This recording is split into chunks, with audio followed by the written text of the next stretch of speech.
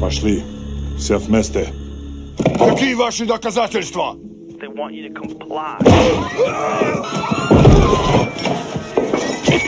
Cancel culture is about canceling. Кокаином. Up yours. Woke moralists. Up yours. This is systematic bullying that's happening. Woke moralists. Whoopsie. Up yours. And they believe that they can then Woke shut us moralists. up. Up around and find out. Up yours. Woke moralists. They seem animalistic is what I mean. No, they're worse than animals. The woke mob, they ruin everything. They stop Ben Shapiro from going to events and speaking. They stop Ann Coulter from doing it. I will never surrender even a single inch of ground to a pitchfork mob.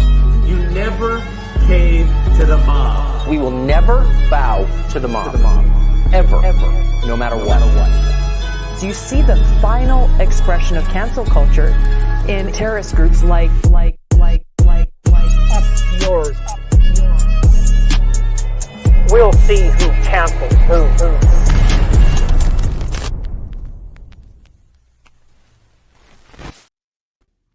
Hello! I'm back! Howdy, Matt's back. He's back and a believer in Elon Musk after attending CES and riding the Hyperloop, right? Right, I went to CES, I rode the Vegas Loop, I met with Linda Yaccarino and Elon Musk, we all became good friends, we had a few shots one night, got drunk together, it was a good time, we're all good buddies now. I believe the Leftist Mafia, just for one I believe in X's mission as the everything app. My paychecks from work are already being put directly into X's bank, and I will be doing all my banking through the everything app, yes. I'm really happy for you, Matt. Oh, nice. How much are they paying you for this? I got monetized on Twitter, so I'll be making approximately $6.50 every 2 weeks. $6.50, that is. Okay. And not bad. Wow, pretty good. Just like I did. Out of all those things that I said, the one thing that is true is I did ride on the Vegas Loop, and it is pretty pointless. I mean, I spoke about it on my own stream the other day, and like, all right. So I think people have to understand what it is. Basically, the Las Vegas Convention Center is this absolutely huge, multi-building like place. It's huge. Mm-hmm. It's got like the north wing, the south wing, the west wing, it's all over the place. It's all the same compound, like the Vegas Convention Center. And the loop basically takes you to each one of those wings through that's it. Like it doesn't go throughout like the Vegas Strip or anything like that. So for the purpose of this very small space and being like sort of a gimmicky thing that you would use, I guess, at a convention center, it does its job. As far as when I used it, like I got to point A to point B in a very short amount of time. I mean, it's not because the Teslas were going super fast. It was because there's not much space to go between the two to point A and point B. It's like one side of the building to the other side of the very large building. So like, I guess for the purpose it serves, it's fine. Maybe it was quicker to build a tunnel with just one lane roads than it would have been to set up like a little underground monorail or subway system for this one building, this one giant building. But like, I can't possibly see it being like rolled out to like multi stations throughout a city. It can't do that. I spoke with one of the drivers, and again, there are drivers. Oh, I was going to ask you, like, is it just the Tesla car? Like, it's just the Tesla car. There's 92 cars, I believe the guy said, in the whole loop system. Each one has a driver. They technically can go up to 40 miles per hour in the tunnels, but they're told, at least for this event, not to go more than 30 miles per hour. I'm pretty sure I go through the Lincoln Tunnel or the Holland Tunnel here in New York City much quicker than 40 miles per hour. I mean, It was fine for its very specific purpose in a very small space at a convention center. I cannot possibly see it being rolled, because look at it this way.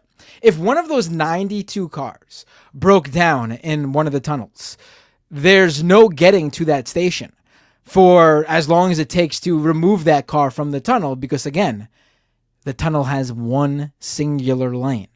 But there are RGB gamer lights in the tunnel. So let's go. There you go. Speaking of which, I loved the post that you, or the picture that you took rather, of the Razer car with gaming desktops. I watched a couple of videos on CES, and it seems like just so much of this tech is really pointless. Like, I get that not all of this is going to come to consumers, but like there were so many things that just had me wondering why. For example, there was the TV that you could see through. I just can't imagine what the point of that would be. There was a bunch of different robots, like kind of like a Roomba, but like different kinds that like one can go and project things onto the wall and it could be a touchscreen. But it's like, but why would you need this? Just pull out your phone. Like, I don't know. What was your takeaway overall from it? Because it seemed really pointless based on what I saw anyways. Right. So I like going to CES. Well, at least last year was my first time attending, and I liked going to it to be a hater. Last year was all about Web3 and the blockchain, and metaverse was a huge thing at last year's CES. All that stuff was nearly completely entirely absent at CES. Now, CES is huge. Wild. I didn't get to every single place on the floor. It spans like 10 or 12 different subsections throughout multiple different buildings. It's at the convention center. It's at the convention center within one of the Venetian, one of the hotels. It's big. But from what I saw no metaverse. I saw maybe one or two blockchain things that had nothing to do with crypto speculation. I saw no Web3. I would say the big trends this year were like AR, like wearables, like AR headsets and stuff like that, and AI. But with that said, it wasn't like the pointless, ridiculous stuff we see where like, oh, everyone's using like ChatGPT and it's all about AI writing tools, like, and, you know, replacing artists with AI, stealing, established artists' work and then just creating these ugly AI images with 20 fingers. It was like actual like things that you can see being used for real utility purposes, like accessibility things, or one of the big things I saw, because a number of companies were doing this, real-time auto translation. So if, like, say you're on vacation in a country where they speak Spanish or Japanese or Chinese, like you hear the auto translation of the person speaking to you in English in like the wearable you were like that's useful. Yeah. That's crazy. So like this year it was kind of like, yeah, there's the stuff that you'll never see, the stuff that's kind of silly, but like nothing was harmful. Nothing was grifting. Nothing was, at least what I saw. So it was totally different CES. The AI hype you see online was not there. Metaverse and Web3 and blockchain, as it pertains to CES, is dead, at least for now. So, Can I ask why? Like, how did that happen? Because like Web3 was supposed to completely change the way all commerce and information and everything was done on the internet. Like, we were supposed to blockchain everything. And like, don't get me wrong, I'm super thrilled that's not happening. It was going to be a disaster, but like, it's not like Bitcoin is at zero, right? It's not like crypto's gone. Right. Crypto's always going to have like a place as long as people can make money off of it. So like, what happened? I mean, I think obviously the collapse of the crypto market was huge. A lot of companies decided that they weren't going to stay in, or they were getting out, or a lot of them weren't even doing this stuff to begin with and were just using the buzzwords to pretend they were like a Web3 company because it was the cool thing to pretend to be. I mean, when it comes to the metaverse, that was Facebook's baby, and everyone thought Facebook was going to lead the charge there. And they lost billions of dollars because no one cared to use the metaverse. So, I mean, there was no like money to even piggyback off of to like remain in that space. I just think the market wasn't there for it. Like last year, you could argue that, the market is about to, come into fruition, and it was about to grow, and people were just realizing like that was their problem. That was probably what they were pitching to investors. But this year, it's hard to argue that when it came, it had its moment in the limelight, and it failed miserably. Yeah, that's also like the barrier to entry for like a VR headset, that you already have to go over that hurdle, and then you have to hope that the person that gets that actually wants to engage socially through Facebook, which most people that I know that buy a headset are gamers. Like that's largely the audience. So I don't know. And even then, it's not a lot of people. Like VR gaming is not massive either right now, and it's been out for a decade at this point. So it's just it's too expensive. People have no money, and there's just very little time and interest to spend in your head on a headset as opposed to doing anything else. No, right. I think and nobody wants to talk to people like Metalverse, so you can talk to your Facebook friends. I don't want to talk to any of these people. Right. It just doesn't make sense. But it's all free on VR chat, and that's popular. I think like yeah, VR chat already did it better for free, and there was nothing anyone like. I think the problem with the metaverse is that they were pitching it as this can replace your jobs. Like this could be your job, and it's like, do you want to go into a fantasy world where you work in an office all day? And everyone was like, no, that's like that looks and sounds horrible. Why would anyone want that? It's very it ruins the whole purpose of or one of the benefits of working from home is that you see that you're in your home. if you're at home working from home and you're back at work, it kind of defeats the purpose. Yeah, I remember they had like this concept of shopping where you had your VR headset and a shopping cart, and you're picking like this ugly PS1 like store, and you're like grabbing something, put it in. As opposed to like buy. Purchased. Yeah. So much how is easier. That more convenient. Why do you want to spend why do you want to spend time in the store when the whole point of online shopping is you don't have to be at the store. Skip it. Right. I can do something else now. So ridiculous. Right. Matt, I'm curious. Right. There was one thing that I saw that I'm not like optimistic about it, but I thought that could be interesting if done right. So there's a gaming monitor that is 3D without glasses that's similar to the 3DS. Like it's stereoscopic 3D, and you don't need to did you get to try that? I did not. Well, first of all, let me just ask, am I lagging for you guys? Because everyone's lagging for me. A tiny bit. Okay. I might have your to voice restart. is off your voice is off a bit, but it's not like it's out of sync a bit, but you're not really lagging, at least not for me. Okay. Well, I didn't get to see that one. I saw 3D monitors last year, and I thought they were cool, but I didn't see them this year. The big thing this year were those transparent displays from Samsung and TCL. They were like the big, I think, hit this year, where it just looks like a big slab of glass, and then you turn the TV on, like see-through glass, and the display shows up where that like slab of see-through glass was. Cool, but what are the black but levels also, on that? but also like, harmless too. Like not good. like horrible tech. Like just cool. Yeah. It's okay. That's mid, but it's not gonna bring about the destruction of jobs or do anything too negative. I like that. I like the cautious optimism there. Right. Rebecca, how's it going? Sorry, y'all. Had my Alexa playing. But how are you guys doing? Sorry, I'm just popping in. Oh, nice. You replaced Binder. Upgrade. Yeah, we were just getting an update with with his trip to CES, but now that you're here, we don't need him. We kicked him out. All right, where'd he go? Look, he got mad. Oh no, I just wanted to reset to see if that fixed. Is my voice still off, or is it? It looks better now. It looks better. Okay. Yeah. Cool. Yeah. Yeah. So I mean, it was a good time. It was a good time.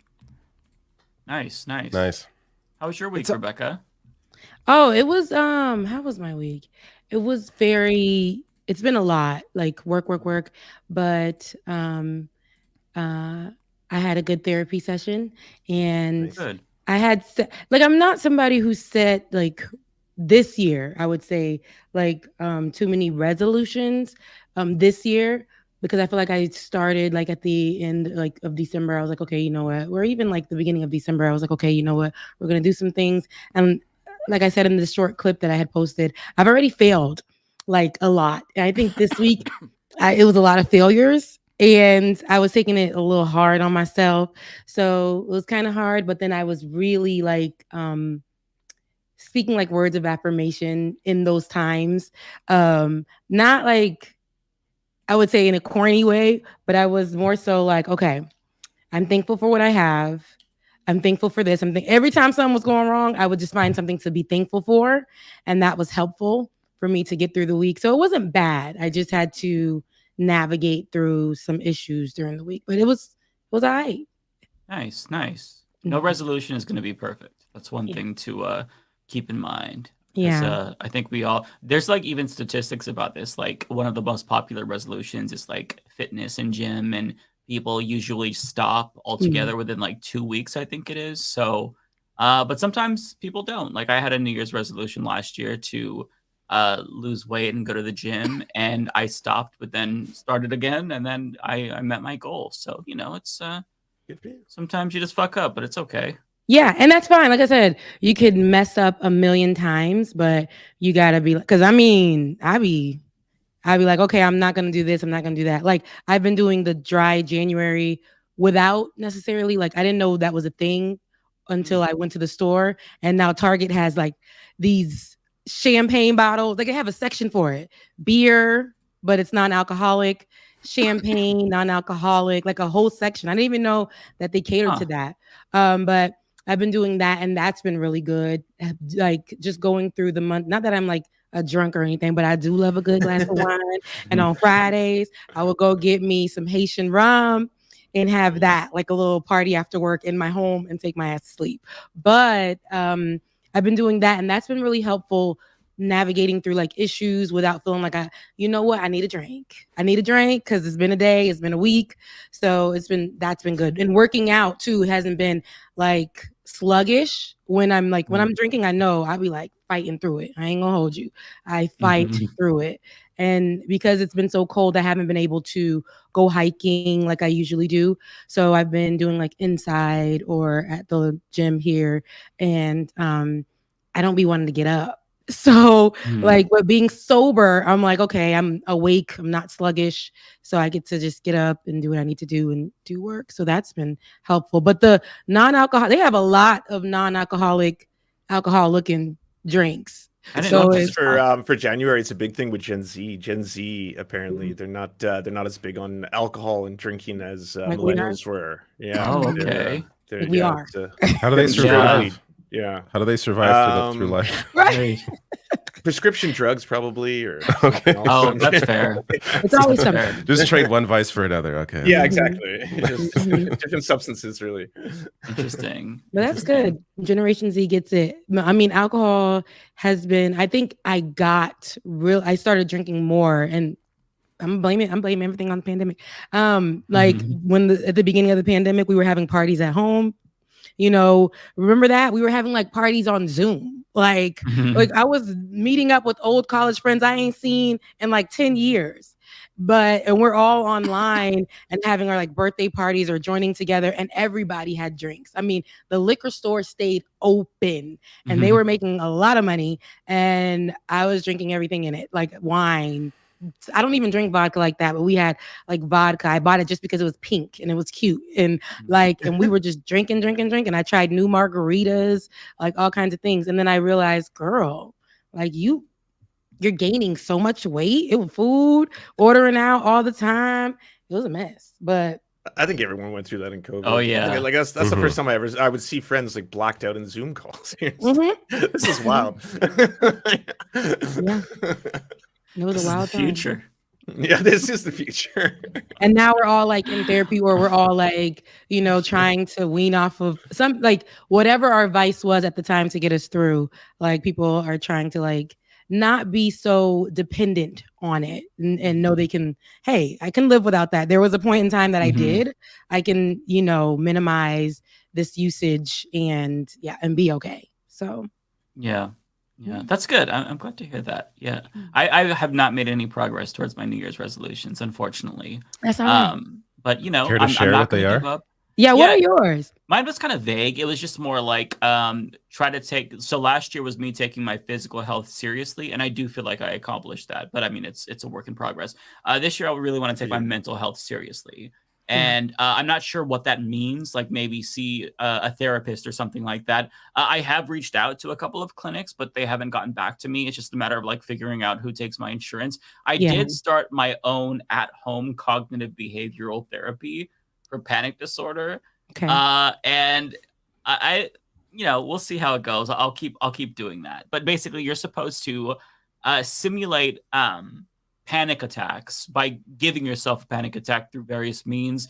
Like if you kind of feel shortness of breath, you're supposed to breathe through a straw for several minutes. Like things like if you're claustrophobic, you're supposed to like you're supposed to do it over and over and over again until you get used to the feeling to where you don't really have that fear anymore. So that's kind of how I'm trying to. Exactly. Yeah. So I'm trying to recalibrate my brain. I've done this before. Like my anxiety with like really long car rides and stuff like that. It went away when I had to commute to work and to school. But since now, I don't really leave. I don't have a reason to leave as much. There's not really like the potential for me to expose myself to that and trigger my claustrophobia. So when I am in a situation where I'm in a car for like 30 minutes, it's like, oh fuck, I'm having hot flashes. Like this is annoying. So yeah, just trying to work through that and then force myself to do more things. That's good. That's really good. I mean, what therapy can come in. That's what I was saying last time. Therapy can come in so many different forms. It doesn't have to be talk therapy.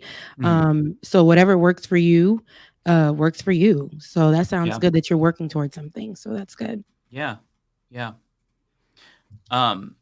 So on the subject of politics and stuff, I shared a link with you all to a video because I feel like this week Biden is going out of his way to like it feels like he's not trying to win. So there's a video today that went viral where he was talking about, is our bombing campaign in Yemen working? No. Are we going to continue it? Yes.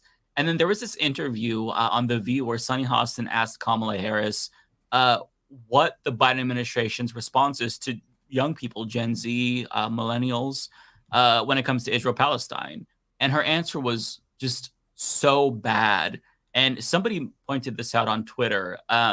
Look at the way she speaks about October 7th and then the Gazan genocide. And the way that all of a sudden when she switches to talking about Gaza, there's just this lack of humanity. And coupled with the fact that like her answer is abysmal, it just is like I feel like at this point I've kind of just accepted that they're going to lose and Trump's going to be the next president based on how they're handling this. Many say that one of your many strengths as a surrogate is your connection to young people. Nobody I says believe this, that by to the be way. True. But she's trying to be voters nice. between 18 and 29 years old stand out as disapproving of the way the Biden administration is handling the Israel-Hamas war. They do not support sending weapons and money to Israel. They are advocating for a humanitarian ceasefire.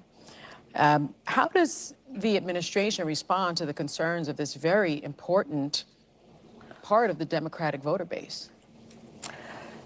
So let's start with this. And you're right, Sonny. In fact, in the fall, I embarked on what I called a college tour and met with over 15,000 students across the country. I just have to say I love Gen Z, by the way. I think it's a spectacular generation. Let's pause there for a second. That comes off as so forced. Like, by the way. Also, by the way, vote for us, please. Please vote for us, please. I love Gen Z, and I was at the HBCUs. I was because I went to one. Gen Z, shout out to Gen Z. It's given, yeah. Could you rewind it really quick before we replay it? Just so I can hear. I want to hear what the question was again. Sure. Stop it. One of your many strengths as a surrogate is your connection to young people. I believe that to be true. Now, voters between 18 and 29 years old stand out as disapproving of the way the Biden administration is handling the Israel-Hamas war. They do not support sending weapons and money to Israel. They are advocating for a humanitarian ceasefire. How does the administration respond to the concerns of this very important part of the Democratic voter base? So let's start with this. And and you're right, Sonny. In fact, in the fall, I embarked on what I called a college tour and met with over 15,000 students across the country. I just have to say I love Gen Z, by the way. I think it's a spectacular generation. But all of that to say, you're absolutely right. Okay. I have talked with young people, many around the country, and I've heard them, I see them, and I understand. I understand. But I think it's important that while we understand where they're coming from, which I do, that we not lose sight of the context, which is, let's just go back to October 7th. We can't deny the significance of a vicious, brutal attack that caused the death of 1,200 innocent people, a lot of them young people who are just attending a concert. Yeah. Women who were brutally assaulted and raped. And again, as someone who spent a lot of my career focused on those kinds of crimes, the horror of it. And all of that to also then say, Israel has a right to defend itself. We would. And how it does matters. Hold on. Oh, the pause there, and then the way she was like, and how it does matters. Yeah. I mean, this is because let's say there's like a school shooter. Do you bomb the school to get the shooter? Because that's what Israel's doing to Gaza. No, you definitely bomb the school. This is what you bomb the town. Yeah, you bomb the town. Sorry, yeah, you bomb the entire town. How can you be sure until the whole town is gone? That's what you do. Yeah. I love how right after being like Gen Z is cool, she says the most condescending thing ever. And in case you didn't know, October 7th was bad. As if that's, by the way, she's like, right? By the way, I gotta add context here. October 7th. How about the 50 years prior to October? How about like the entire history? Right. How do you ignore all of that context? The only context is the single terror attack that you're mentioning. Like it's so dishonest. How about yesterday? How about right now? Right. With the people who are that, like, how about you talking about October 7th? And I'm not like what we know here, especially here. We all talk about this all the time. Nobody should be dying, and you're wanting to point out this thing, the concert again, and make that a thing. But since then, how many more people died?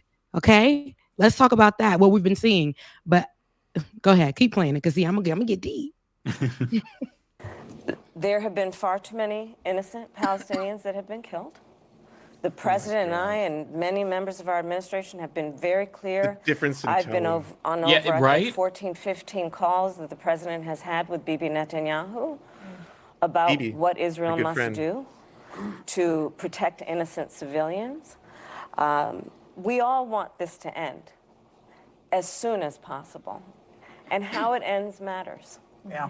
Which includes that Israel must be secure, that there must be an equal measure of security for the Palestinians who are entitled to dignity and self-determination. The hostages must be freed. And since the first day, I have been very focused, in addition to all we just discussed, on the day after. I do believe we must be committed to an eventual two-state solution. Eventual. And we have articulated. And by the way, can you pause it really quick? Today, just today, Netanyahu said, from the river to the sea, unironically, Israel will control all of that. All of that. Yeah. So just to give you some additional context, of what when she's saying this. Netanyahu is publicly spitting in the face of the Biden administration after they're publicly saying, hey, we want to see, this is what we want to see after the end of this so-called war, even though one side's doing all the bombing. This is what we want to see is, two states. Netanyahu just saying, no, that's not going to happen. We're going to control everything from the river to the sea, using that phrase that has been so widely condemned when anyone on the left uses it in reaction or in response and trying to advocate for a single state solution with equal rights for everybody. But when leaders in Israel literally say, no, we want to destroy Gaza completely, take over all of the land, it's just, this is their partner. Netanyahu is their partner. That's the guy they're sending weapons to. That's the guy that Biden is ignoring Congress to continually fund. And how can you possibly think you can hold a state accountable when you give them everything that they want while claiming, but we are advocating for our position, and they're, you know, we're in talks. They're listening. Why would they listen to anything you're saying if you already give them everything they want, regardless? It's just the entire strategy here is obviously ridiculous and not working. If they actually, by the way, if they actually care, if they're actually being serious, which I don't. It's hard to think that the Biden administration actually wants any kind of solution here when their actions don't show that. Yeah, and on top of that, keep in mind, only 11 Democrats in the Senate voted for Bernie Sanders' resolution to simply have the State Department report on whether or not Israel is doing human rights abuses. I mean, you don't really need that report. It's pretty obvious, but like it was a way to just say, hey, we do care and we're just going to follow up on. There's like, no, fuck it. We're not even going to try to rein them in. So this is why they're doing that. So every single time they say, yeah, they've killed too many Palestinians, we do care about this, you know, how they defend themselves matter, proportionality matter. Like they don't, like they're just lying. Mm-hmm. It's also like it's a massive disconnect from where like Gen Z is at on this. I don't know if you've watched like TikToks by like, you know, very famous or big Gen Z accounts.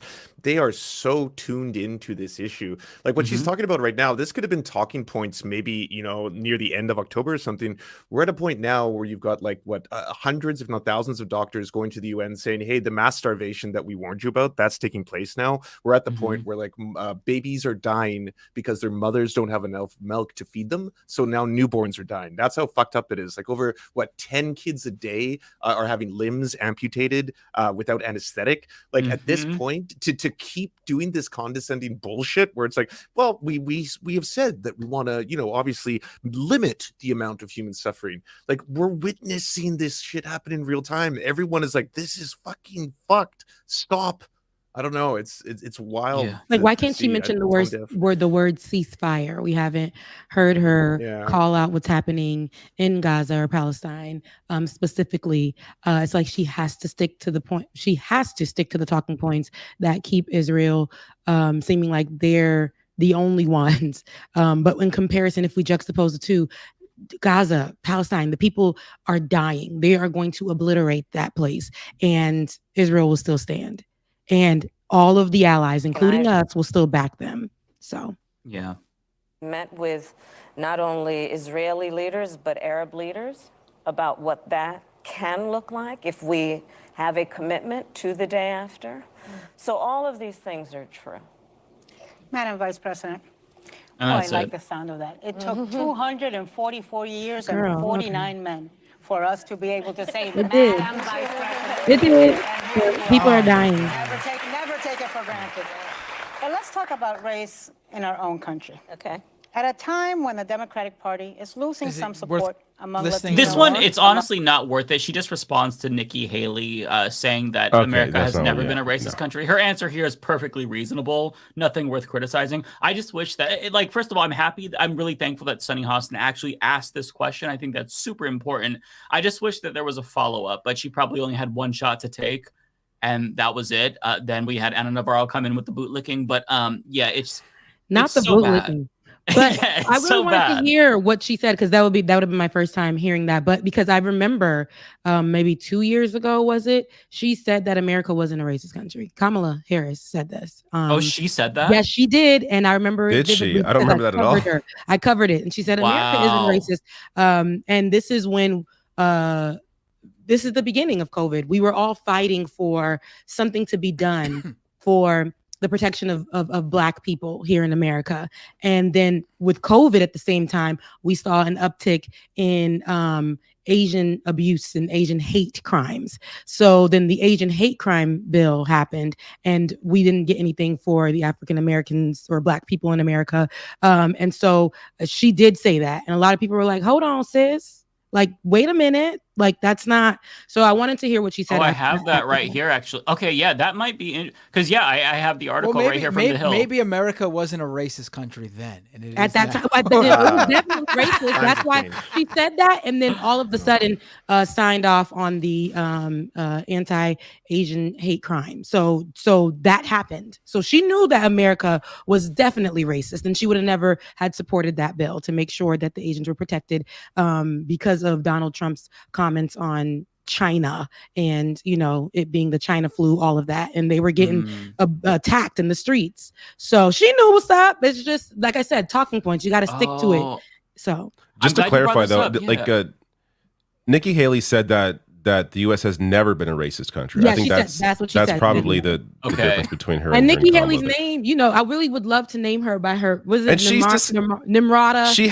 She's also, yes, her actual name, of course, which she doesn't use. But she's also discussed how she's faced racism, and I believe she's used those words. So for her to like maybe I don't know. Again, I'm not to get Nikki Haley's head is weird. And but Kamala Harris said that we weren't in a time where race was literally at the top of an issue. At that time, we were dealing with the George Floyds, we were dealing with the Breonna Taylors, we were having to fight for Black Lives Matter to be recognized. They were blaming Black Lives Matter for a whole bunch of stuff that we had nothing to do with at the time. It was a lot happening at that time. And then Asians, nobody wants, and again, and this is the thing, we don't want any minority to be abused for being who you are, for your skin color, for none of it. No one should be for their skin color. And having to fight for that was a thing. And her representing the Asian side and also the Black side, she's both. So we were looking for something there, and for that to have been a comment, that's why I wanted to see how she was going to answer it there. And if she said something, I can show it if you want to see it. I would love to hear. I would just love to hear it. I do have the quote. So the headline from The Hill is Kamala Harris agrees with Senator Tim Scott, a Republican, that America is not a racist country. And she said, and I quote, "No, I don't think America is a racist country." So it happened. I remember I covered it like nobody's business. I went off that day. During 2021 to say this. Wow. Never take it for granted. But let's talk about race in our own country. Okay. At a time when the Democratic Party is losing some support among Latinos, among Black voters, Nikki Haley, who like you is of Southeast Asian descent, said this week that this country has never been a racist country. So let me ask you directly. Do you agree that America has never been a racist country? First of all, and I think everyone agrees, we all agree, the issue of race in America is not something that should be the subject of a soundbite. Yeah, and then she does a soundbite. The history of racism in America should never be the subject of a soundbite or a question that is meant to elicit a one-sentence answer. Girl, so but there is answer it. no denying that we have in our history as a nation racism, and that racism has played a role in the history of our nation. And when I think about it, I think we all would agree that while it is part of our past and we see vestiges of it today, we should also be committed collectively to not letting it define the future of our country. But we cannot get to a place of progress on the issue of race by denying the existence of racism, by denying that was like 6 sound bites in a row. Of racism. It was. To suggest that enslaved people benefited from slavery. We will not grow as a country to push that kind of approach and doctrine and misinformation. It is not in our best interest to evolve on the issue of race DeSantis in America to suggest that the Civil War was prompted by anything other than slavery in America. It is not in the best interest of our progress as a nation to ban books and deny this is 17 sound bites, baby. We got 20. She's going for the high score. I got just a heads up. I got a message on my YouTube stream saying that this is copyrighted content. You got a copyright strike? What? Oh damn. No, mine too. Your stream has been temporarily blocked. We detected video belonging to a copyright source. Oh, how could you? This was commentary. All right, we were criticizing this. We were saying this is shit. This is poo-poo. I have used The View many a time in my videos, especially when Meghan McCain was on The View. So what do you do when that happens? You log out and come back in? Right now. There's no video. Yeah, it's not. The stream is unavailable. No, mine's fine. Mine's up. Yeah, mine is too. Mine is unavailable. I've never had an issue. I've never had an issue with The View. I'll be back. My YouTube's down. My Twitch is up. Let me check. I'll be back. No, mine's fine. Well, send those super chats to Rational National and Humanist Report. We're good. Rebecca, I still see yours. Let me see. I see Matt and Rebecca's. And David. I mean, yeah. it's up, but it says stream unavailable. Let me try to watch Let me see. Oh, yeah, okay. Oh, wow. No, it works. I clicked. Rebecca's Well, works, sorry, but mine Matt's- works. I'm not sure. Matt's is not working. It does say Wonderful. stream unavailable. Wonderful. Wow. That's so random. We've used yeah. clips many times on this show as well without you guys having The issues. View is pretty heady about how they actually copyright strike. I should have said something. Well, it's I mean, clearly it's automatic, right? Like they're not. I can't imagine. Yeah. But for some it's reason, the K-Hives that tried to take us out. I didn't know me that. and Mike are fine. Oh, is it? Yeah, it's the K-Hives. They're Well, if we want to get some non-copyright Kamala content, I put a link to the TikTok impersonator of Kamala Harris, who is Wait, but the again, best. we're talking to nobody right now. Let's restart the stream. But no, we we're are still talking to streaming. people. And what's wrong with that? Why can't we just hang out and have a conversation? I know. Oh wait, my stream's back. My stream's back. Is it? Again, my stream is fine. So Mike's yours is fine, we're right? back. We're Yeah, back. mine's We're back. fine. We're good. My YouTube. Rebecca's was never down for me. It probably. It sounds like it was just you, Matt, for like half a Rebecca's- second. it's I think it's Rebecca. fine. Yeah. That's so bizarre. Yeah, mine's up. Is there a certain amount of audience viewers you need us to wait for, Binder, before you're willing to have a conversation? The number hasn't even changed on screen for me. It's still like over 1,000, so I think we're fine. That sucks though. Why did that happen? I don't know. It's just I think it's just auto. It was just like an auto. Yeah, but it's weird how. Rebecca, is yours back? Oh, you're back. No, I just took it down. I put up another one. So, and I keep putting up the wrong date on that. But yeah, I just took it down. It was down. It was telling me that it's not available. Yeah, It seems I like think Matt's is back. It right? blurs out the. It blurs out like it shows a message that says this stream is not available while you're playing that content. And I guess when it detects you stop playing that content. So I should have left it playing, but it's okay. I'll Okay. just Okay. roll over to the new stream. Okay. Well, now just to we should play the impersonator of Kamala because I do want everybody to see that. Let me pull that. That up. was Give me very a second. weird though. It was. Mm-hmm. I've never seen that before. That must be. I blame K-Hive. It was K-Hive. Yeah. Well, K-Hive, we love you and we'll never stop loving you. Okay.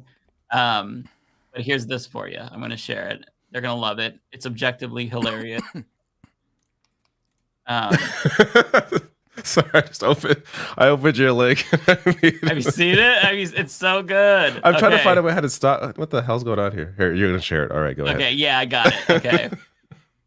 Kamala Harris. I am here with representative. Okay, Charlotte. You're a very great representative. And I want to stress bipartisanship. Charlie here is a Republican. Okay. Well, I am a Democrat. Is that a coyote? Pretty good.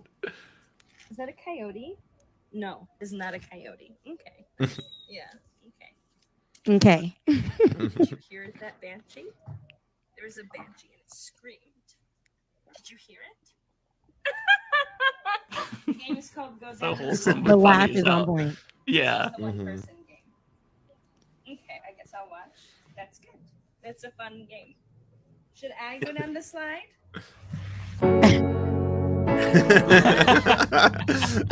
That wasn't as fun for me. Okay. I don't understand the allure. I just can't take her seriously. She sits on the show, and that was a good impersonation, by the way. Yeah, just very FYI, good. Alien Reese on TikTok. She's really, really funny. I need to get on back on TikTok. Like I can't do the dancing no more. I mean, I can, but I ain't got time. But Kamala Harris, I haven't seen her in ages, and I know that they're making their moves, and she's outside again because they're campaigning and they're trying to pull their crowds, and they're trying to. They know the issue, the biggest one, and every time they go somewhere, they're going to sit down with people, and I don't like that they're going to use the fact that she is the first woman, Black Black Asian vice president type of thing. The administration is still doing wrong. So I need people to challenge her on that. I know the question that was asked by Sunny was a bit, it was I would say a challenging question at The View. But for her to answer the question and the questions and how she answered them lets me know there's no sincerity there. And I would have loved for her to name Palestine by name, Gaza by name, to just like acknowledge them as people who have been dying, been affected gravely by this war, by what's happening. But of course, that's not going to happen. And I think that's her interview at The View will hurt their campaign even more. Like you said, it's just like they want to lose almost. Yeah. But I don't think that she wants to go out with her name being attached to it when they do leave office. And so they're going to do this cleanup so that she's not so it's not like she never answered those questions. She's not a part of that history, but maybe you will be. That blood will be on your hands. I just don't like that this is how I know that she has to stick to the script, and that's what we're getting, but we're listening and we're seeing that. And if you want to appeal to Generation Z, Gen Zers, this ain't gonna be the way, because they tougher than millennials when it comes to that. That's testing them out. Right, and the problem is it's such a non-answer. And I actually looked at some of the comments to that video, and The View's audience is very, very liberal. Like, they are almost as blue MAGA as it gets. And almost all of the comments were saying that was such a terrible answer, and they're happy that Sunny had asked the question, because it's like they kind of seemingly have their head in the sand, or they're just choosing to not even try to win over Gen Z, which honestly, at this point, it's a really cynical point of view, but it seems like they're just trying to not win over Gen Z. And there's this idea that maybe Biden is focused more on converting moderate Republicans as opposed to winning over Gen Z, which, I mean, sure, you don't have to pick and choose, but just like he knows that moderate Republicans don't care about Palestine at all. And even a lot of moderate Democrats, a lot of liberals don't.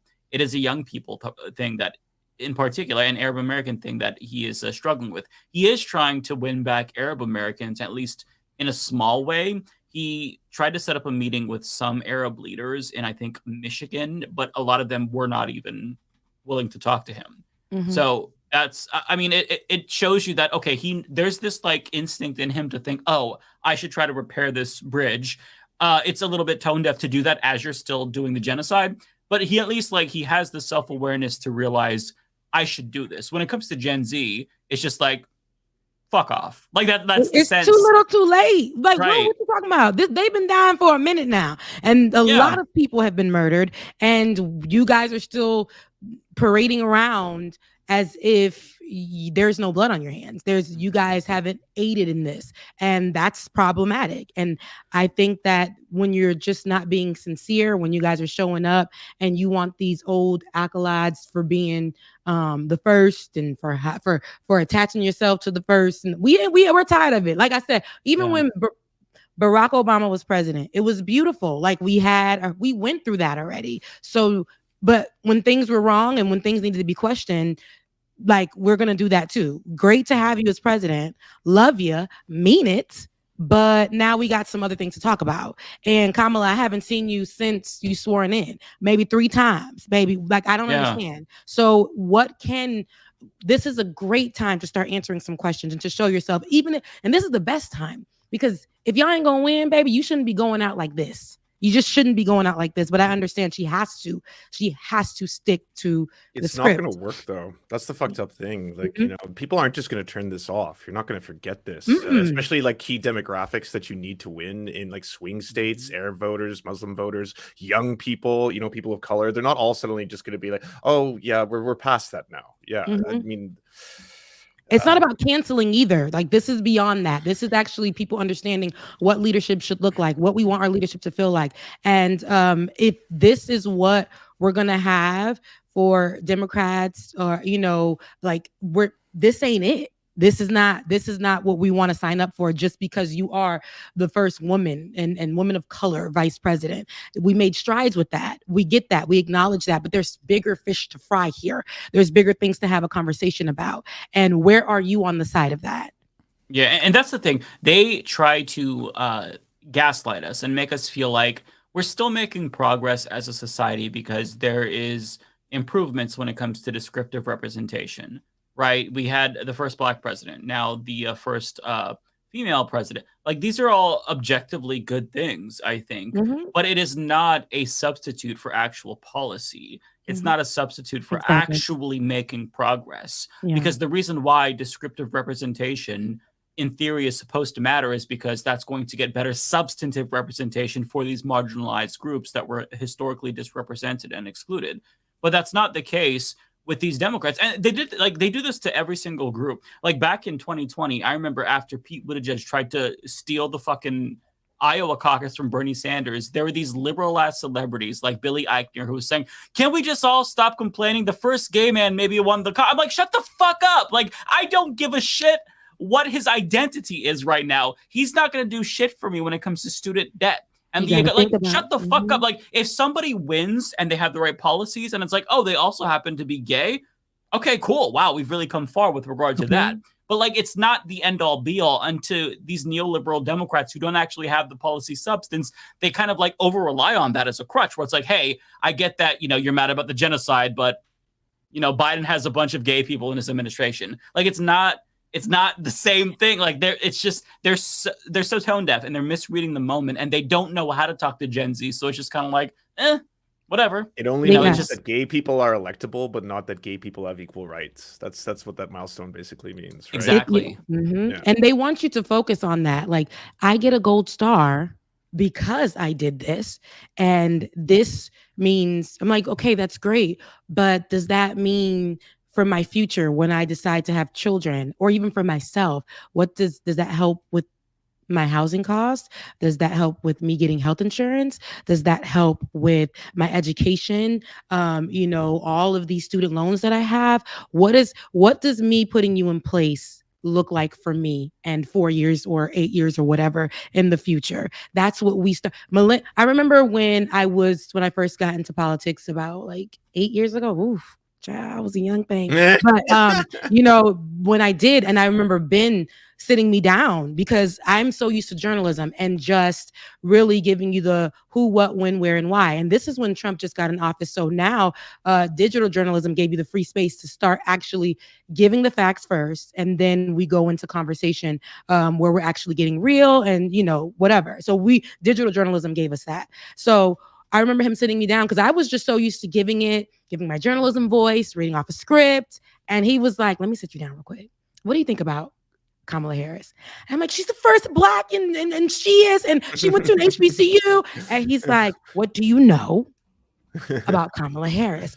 And I said, well, she worked, in criminal justice. And what do you know? So then he gave me homework. And he's like, go outside of your journalism hat and start thinking about. What was that part of it? Yeah, I was called her by the wrong name too. And he was like, go outside of that, and what would that look like if she represented you?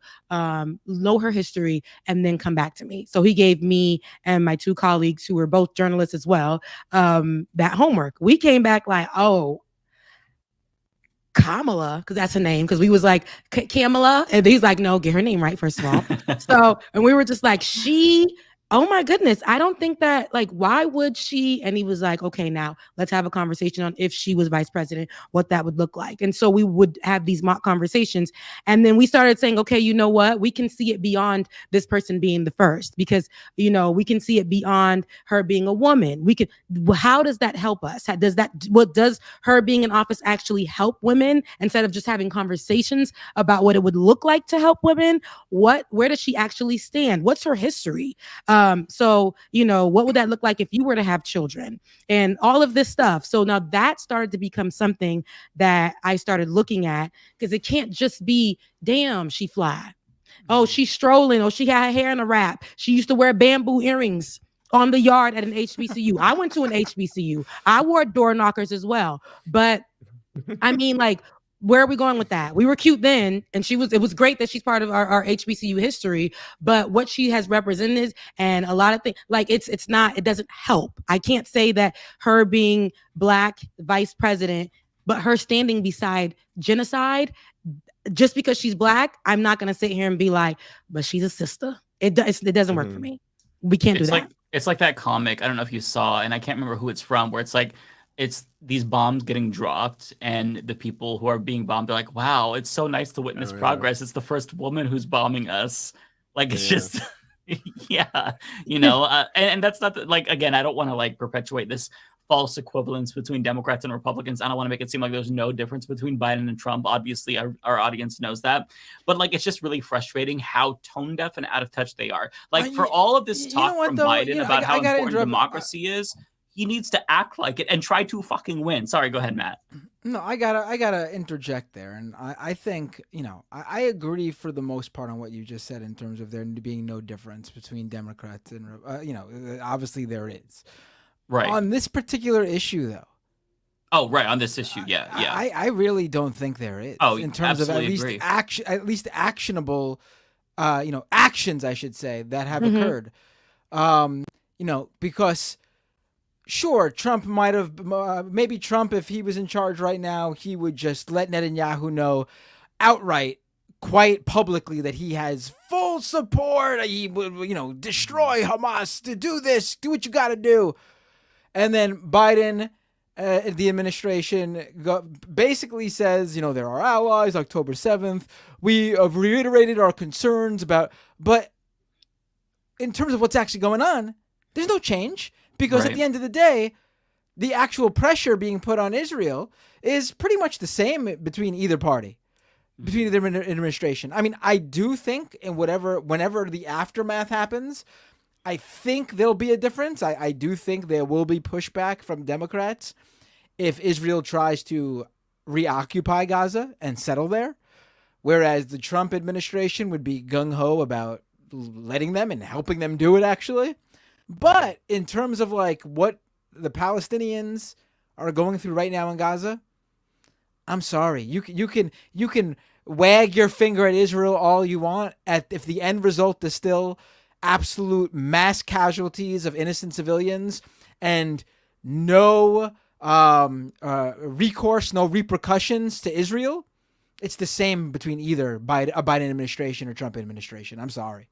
Yeah, and again, like, I keep seeing this thing from liberals, not as much anymore, because I feel like the liberals are just like shutting up at this point, because how do you continue to defend the indefensible? But like, there's this idea, man, well, what can Biden do? He's expressed concerns. It's not just a matter of like Biden begrudgingly going along with this. Like, he's a willing participant. Like, I've talked about this before, but Trita Parsi has a really great article in The Nation. I've cited it like 3 or 4 times in my videos, where he explains how Reagan called up the Israeli prime minister when they were bombing Lebanon and demanded that they stopped, called it a Holocaust, and suspended cluster munitions. And within 20 minutes of that phone call, they stopped. Like, Biden has the leverage to do that, but he hasn't exercised that. He hasn't even entertained the notion that that's something he would consider. He bypassed Congress to give them more weapons, and he has his whole party behind him. I mean, again, only 11 Democrats voted to even have the State Department maybe kind of entertain whether or not they're doing human rights violations. So if Netanyahu sees this weak bullshit, why does he? There's no incentive for him to comply with the concerns expressed publicly by the Biden administration. And one of the Likud party members who's in the Knesset said this. Like, there's a clip shared by Trita Parsi actually on Twitter, and I can't remember which member of the Knesset said this, but it was basically something to the effect of, look, we have disagreements with the Biden administration, but there's been no ultimatums, so we're going to do what we want to do. I'm paraphrasing, but that's the extent of it. I have the clip in my recent video about this. So because there's no red lines drawn, because there's no ultimatums, there's no threats, they're doing what they want. Biden knows that he has leeway and leverage, but he's not using that because he wants this to continue. He agrees with the policy of Israel, despite him trying to placate us by saying, oh, we're concerned. It's a choice. I will say, though, from like, and this is something that Olay touched on in her video about voting, from the activist perspective, the Democratic Party is at least a party that you can protest. and potentially something, and you know, the administration may not change, but or at least not immediately, but there can be pressure put on a Democratic Party and members of that party that could potentially have an effect. Whereas a Republican Party in power, you're going to have, they don't give a shit at all. Like they'll step all over you as they'll arrest the protesters. So I'm not saying that anything will change. I'm not saying the administration will act in response to activists, but it is a different dynamic than he's the if weaker Republicans adversary. were in power. Yeah. Go South Africa. Yeah. That was a great video that you did, David, about South Africa. Oh yeah. That whole response to that really pissed me off. And I think we talked about this last week with John Fetterman, right? Where he was saying, you know, hey, maybe they should sit this one out. Yeah. I'm so sick of these people. By the way, on the subject of John Fetterman, I got triggered when I mentioned him. So I have to bring this up too. There are reports that he's writing a book called Unfettered about his mental health. And it's like, hang on a second. Okay. Why aren't you, like, I don't know, using your power to try to expand mental health access? Like, it's great to hear you talk about your struggles personally, but not everyone can afford a therapist or let alone afford to check themselves into an actual mental institution if they're feeling these thoughts. Like, what are you doing to improve mental health for all of us? Like, if we wanted to read a book about mental health, there's plenty of other books. Like, I don't need to hear from a fucking senator about his experience. Like, I want you to act, dummy. And he's not, like, they're so useless. Democrats, God, they're so useless. They're just seat warmers. They're not fascists. That's the extent of their fucking utility. They're going to get book deals. They're going to be fine. Like the people who are saying that they've been affected. But a lot of times we picked you to represent us or be a leader for us or be a voice for us. And you guys just ride the wave and wherever it pays, or when they're telling you to make a talking point or stand on the side, you guys will choose.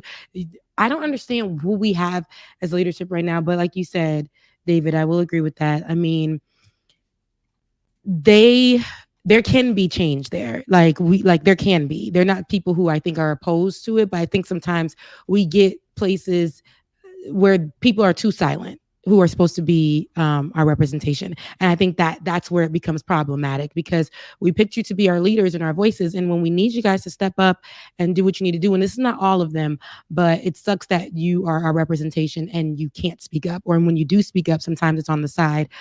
That is wrong. And I think that is like, yeah, but it's reframing those in power as your opposition and who is the weaker opposition. I would say Democrats are the weaker opposition to activists than Republicans are. Republicans are actually always going to be, you know, just, you're not going to move them on anything.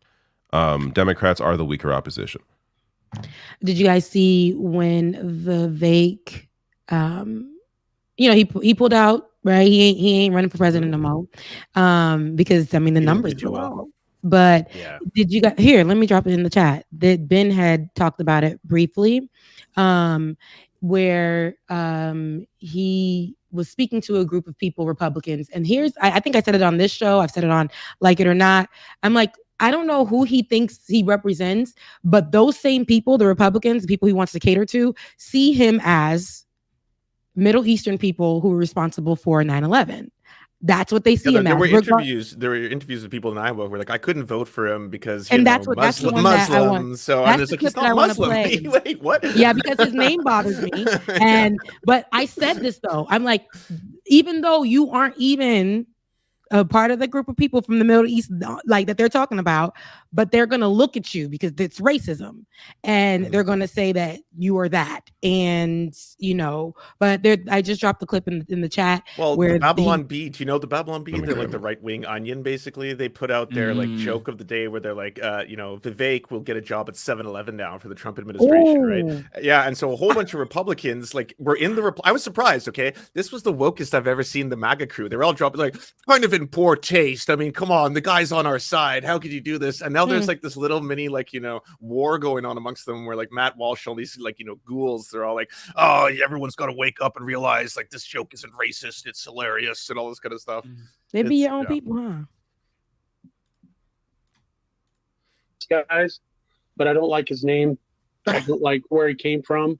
After 9/11, I still harbor a lot of hard feelings about that. It's okay. I mean, is he Trump? No, but he's okay.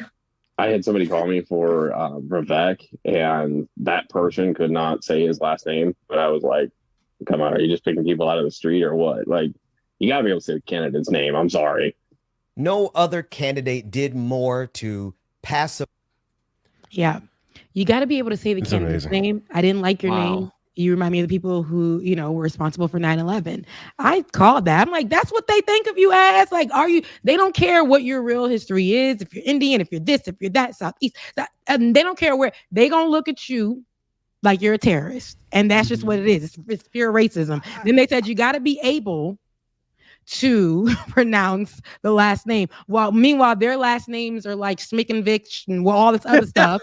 And but this is what they're saying. See, I actually took that call differently. That person differently. That first one, obviously, clearly racist, connecting Vivek to 9/11. But that last one, I took it as the guy is saying that he was called by someone working for Vivek's campaign. And he told them?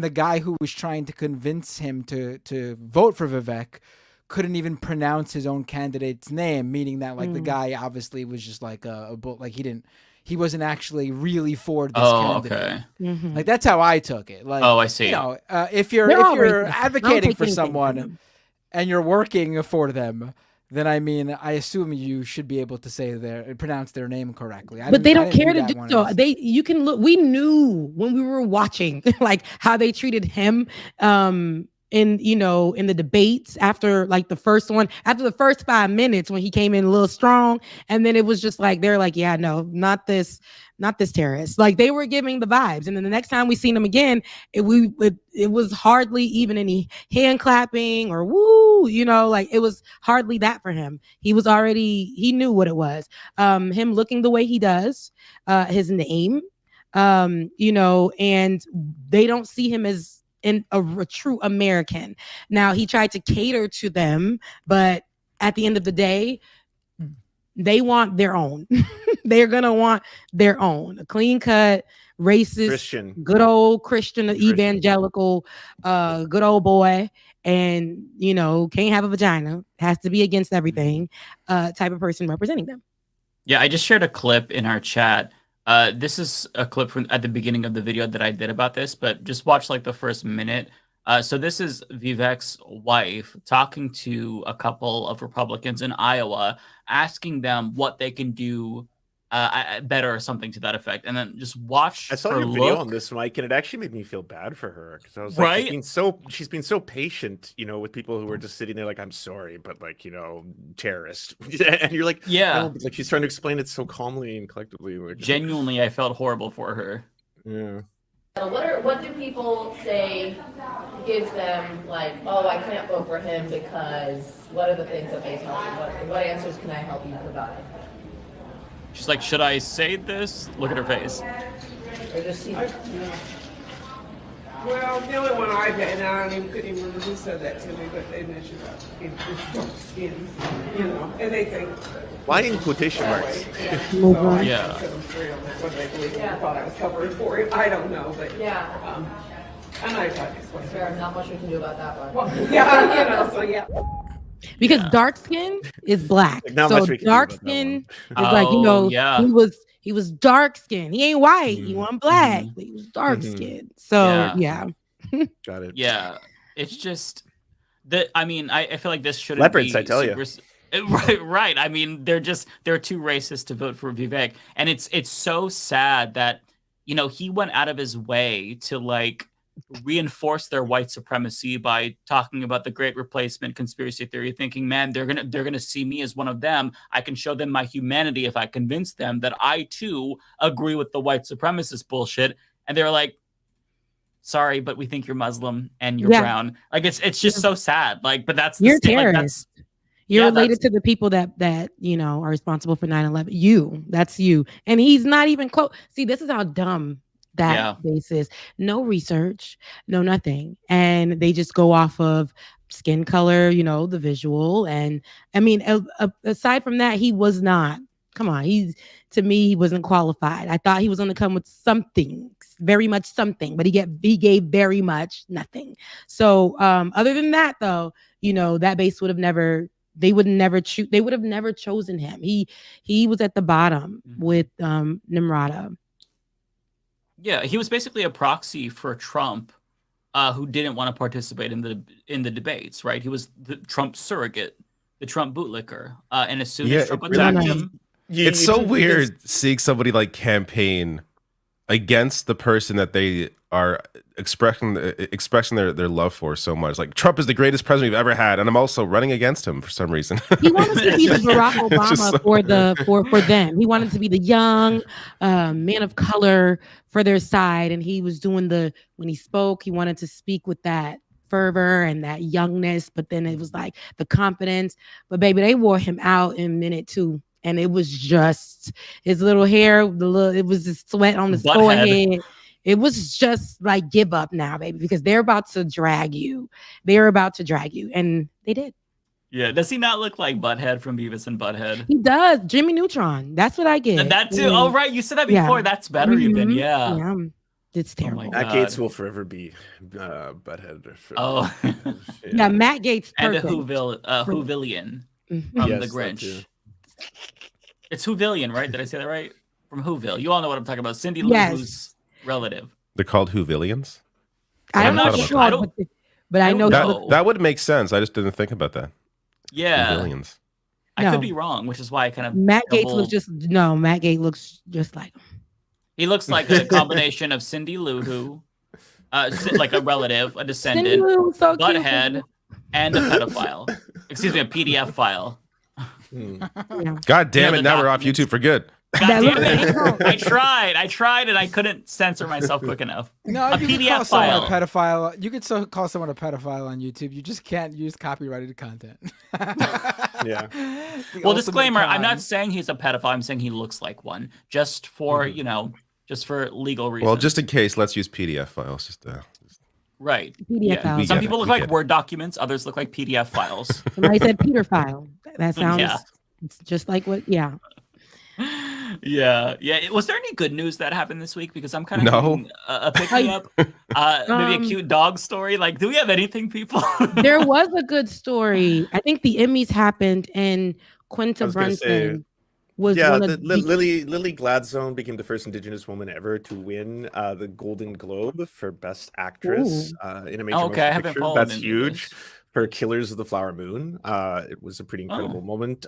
She spoke in Blackfeet, which is the language of Blackfoot peoples. It was the first time it was ever on national television, which is also historic. So that was pretty incredible.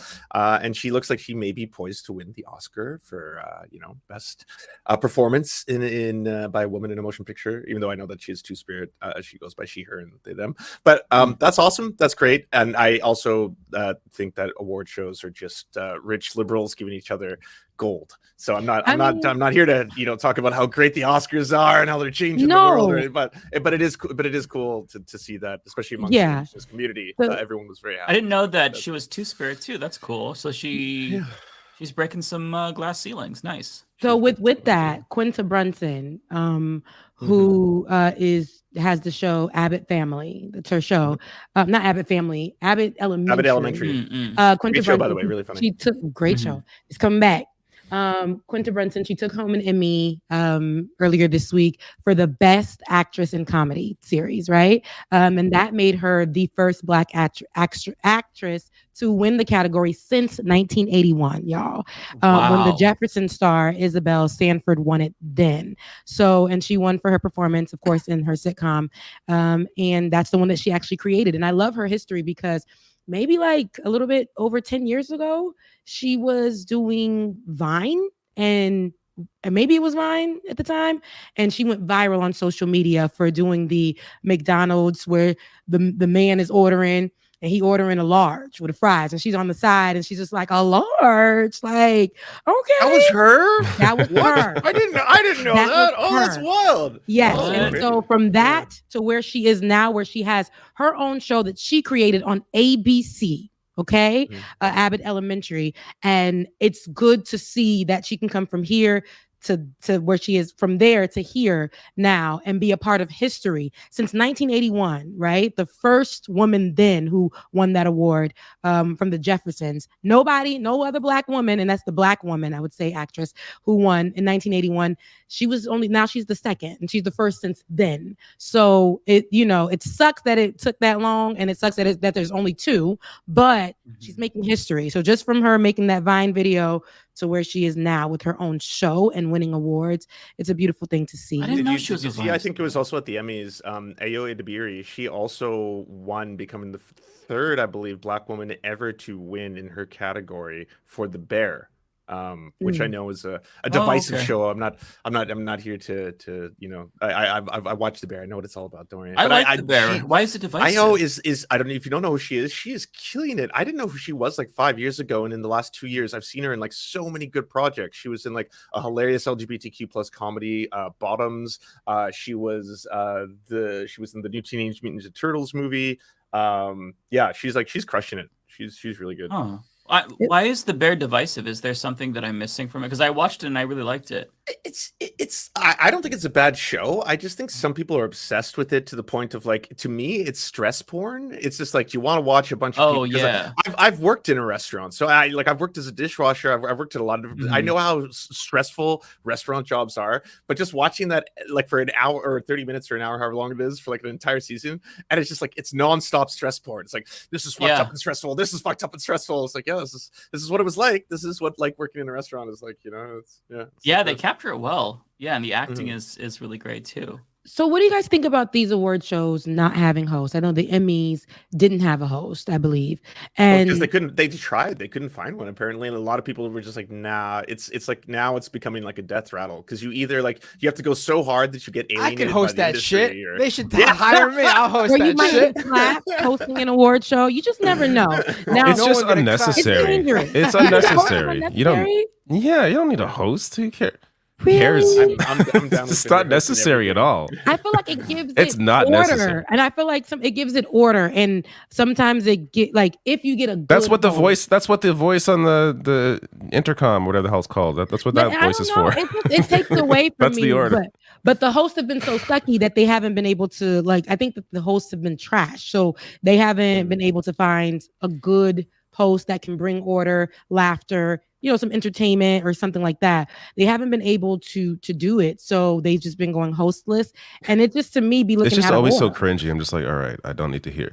Anyways, I mean, I don't watch these shows now anyway, so I don't care.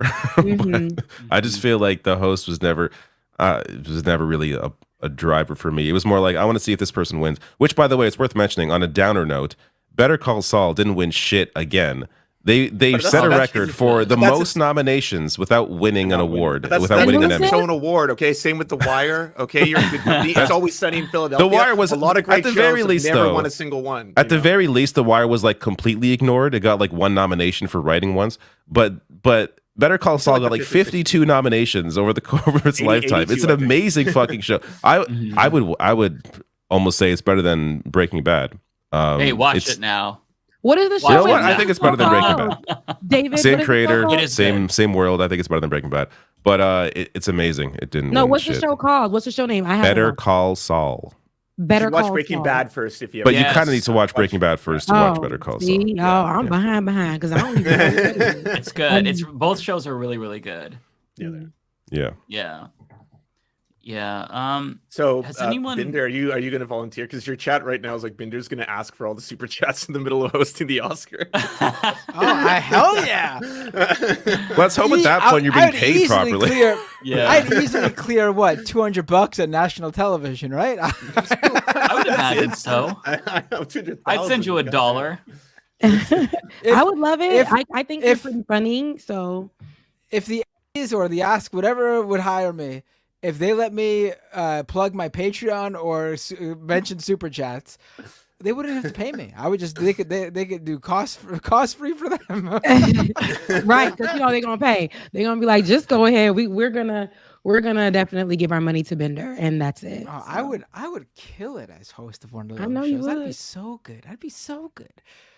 I would do terrible. it's- I would it's- butcher you know, all I of the feel like names. I feel like you have to try really hard actually to be bad at one of those shows. Like No, that's not there's true. So much. I feel like there's people so much are material bad. right there in that room. No, and people are that's so the problem, bad. though. They'll go for I think what show was it where the guy was making jokes about Taylor Swift. I don't remember which one because I don't remember. That was like the award show before the Emmys. Wasn't it Emmys? I Wasn't don't that think- just recently? It was just That happened? recently. There were like 3 that, award that was shows back then. what's his name? But that's because it was a bad Joy joke, Coy? not because he went after Taylor Swift. You could easily. Yeah, it's a stand-up Did we just lose Rebecca? Yeah, no, I'm here. Let me change my battery. Okay. You can easily be Joe Coy, funny going after anyone in that room. You just have to. The important part though is being funny. What's that? Yeah. What's the name of that comedian that completely bombed? His material sucked. Joe Coy. It I have wasn't not good. seen this yet. It wasn't good. Yeah, it was no, so I bad. thankfully didn't watch And it then he because it did- sounded and embarrassing. then- so. and then he Yeah, that's what I heard really too. put the nail in the coffin by throwing the writers under the bus and claiming and saying, "Oh, I didn't write that joke. Don't blame." It's like, what are you doing, man? Like, it was just bad. Why do you have His to del- have people write jokes for you if you're a fucking comedian? Well, to be fair, all it's these hard shows for they all these have TV writers. shows. They have Yeah. writers. But I mean, also though, it's the delivery too.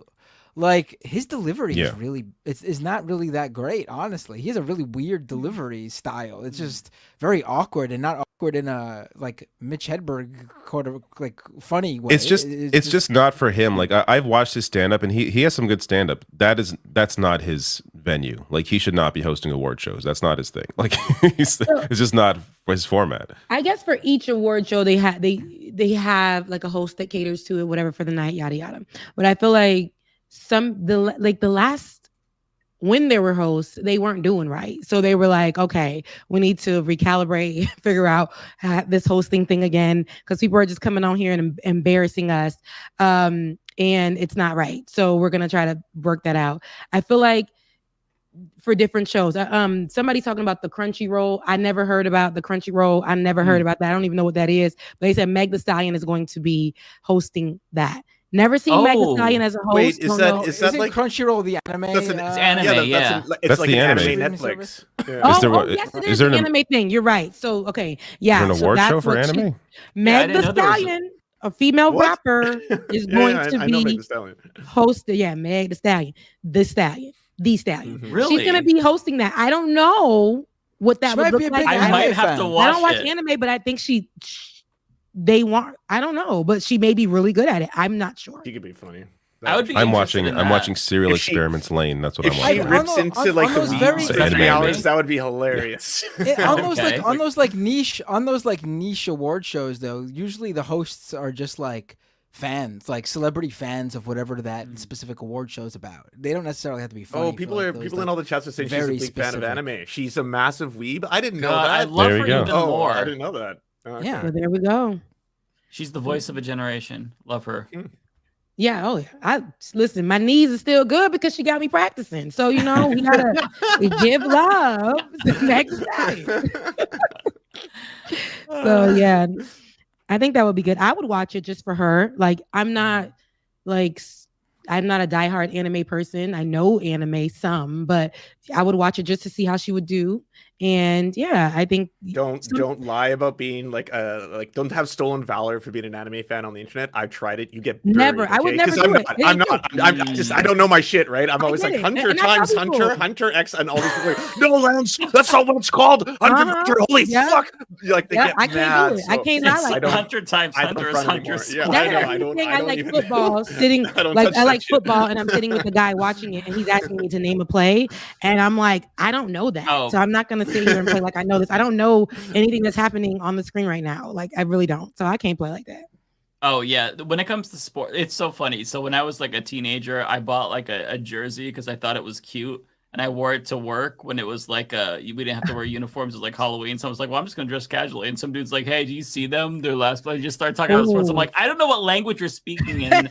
I'm just wearing this because I like it. What was I the don't jersey? know- I don't remember. It's just some. But you fucking- don't remember? It was just cute. It was a just football cute. jersey. I don't remember what one. It was probably like an Oregon one. Oh yeah, you can never wear sports things outside, and I learned that the hard fucking without way. knowing anything about what you're wearing. You will be engaged. And you don't get a pass because you're gay. I was still straight back then when I did this, but like you won't get a so pass. many gay sports fans now. They're hardcore. Yeah. Yeah, it's Can't like use that God excuse damn. anymore. Like, I don't speak that language. I can't stand Yeah, no. That's funny. Like, okay, you want to act like an expert? We'll talk about video games then on my turf, bitch, and then we'll see how well you do. Okay? Yeah, that's true. Like, let's talk about something that I'm into. But that's like with the kids when we were talking about that, where how the kids had like all the Generation Z kids are wearing T-shirts with a whole bunch of bands on there from like the 90s, the 80s, early 2000s, and then you ask them who that is on their shirt, and they can't tell you. They're just wearing That's it. funny, yeah. Because it's in fashion, but they can't tell you about it. So yeah, I actually think that's kind of cute. I was being interviewed for a podcast, and it was a Gen Zer interviewing me, and they unironically started asking me what my favorite Limp Bizkit tracks were, and I thought it was a bit. I was like, oh yeah, Limp Bizkit. Well, my favorite song is going to be Mission Impossible 2 theme, lol. And I was just joking, and they're like, oh, that's not a really good song. I think, what about Chocolate Starfish? And they were totally serious. Like, they unironically loved new metal. And he started going off about Was it a Limp metal Bizkit and corn podcast? You didn't realize you were on? No, it was politics. It was a come up? politics podcast, and it took me such a long time. Why did that come New up? metal is in. Like, That is kids so love funny. new metal. I was like, I had no idea. I was like, I actually know a lot about new metal. Sure, y'all talk about corn That's for a while. I love hilarious. that. I See, love the how ones Gen that doing their Z their research. I need you to do your research before you talk to me about any R&B, any neo soul, any of that. Because if you're gonna be like, oh my God, did you hear the new neo soul track by Cali? Did you hear the new neo soul track by Summer Walker, who I like, of course? Like, did you hear? Girl, that's not neo soul. They call that alternative R&B. Like, let's not do that, okay? Neo soul. I've never even heard of. What the hell? Yeah, God. neo soul is like Maxwell and those. That's neo soul. Yeah. That was back then, Erykah okay. Badu. But the kids is now trying to lump all the people who are just whispering on tracks with the people who were singing on tracks from back in the day. See, now I sound 45. Now I sound 45. It's fine. Gen Z's humor, like when they make fun of millennials, is so hilarious, but it's accurate too. Where they'll be like, why do millennials just like randomly describe themselves as like quirky? Like, why do you do that? And like, oh, I'm just so random. Like, why do millennials do this? I'm like, wait a second. I do remember doing this like in my 20s. Like, oh, I'm just so random. Let me just do this. And it's I'm like crazy. But we are that. You though. don't know. But what are, okay, so I was reading this actually yesterday. So yesterday I was walking into Kroger and the barbershop next door was playing a song by Cheryl from like, I don't know, Cheryl, it's like a Delta song. To be real, what you find love to be real, whatever song it is, but it's a throwback song. And so on campuses at HBCUs, the Greek organization stroll to that song, the girls. So I was like, dang, I said out loud, guys, damn, they jamming over there, ain't they?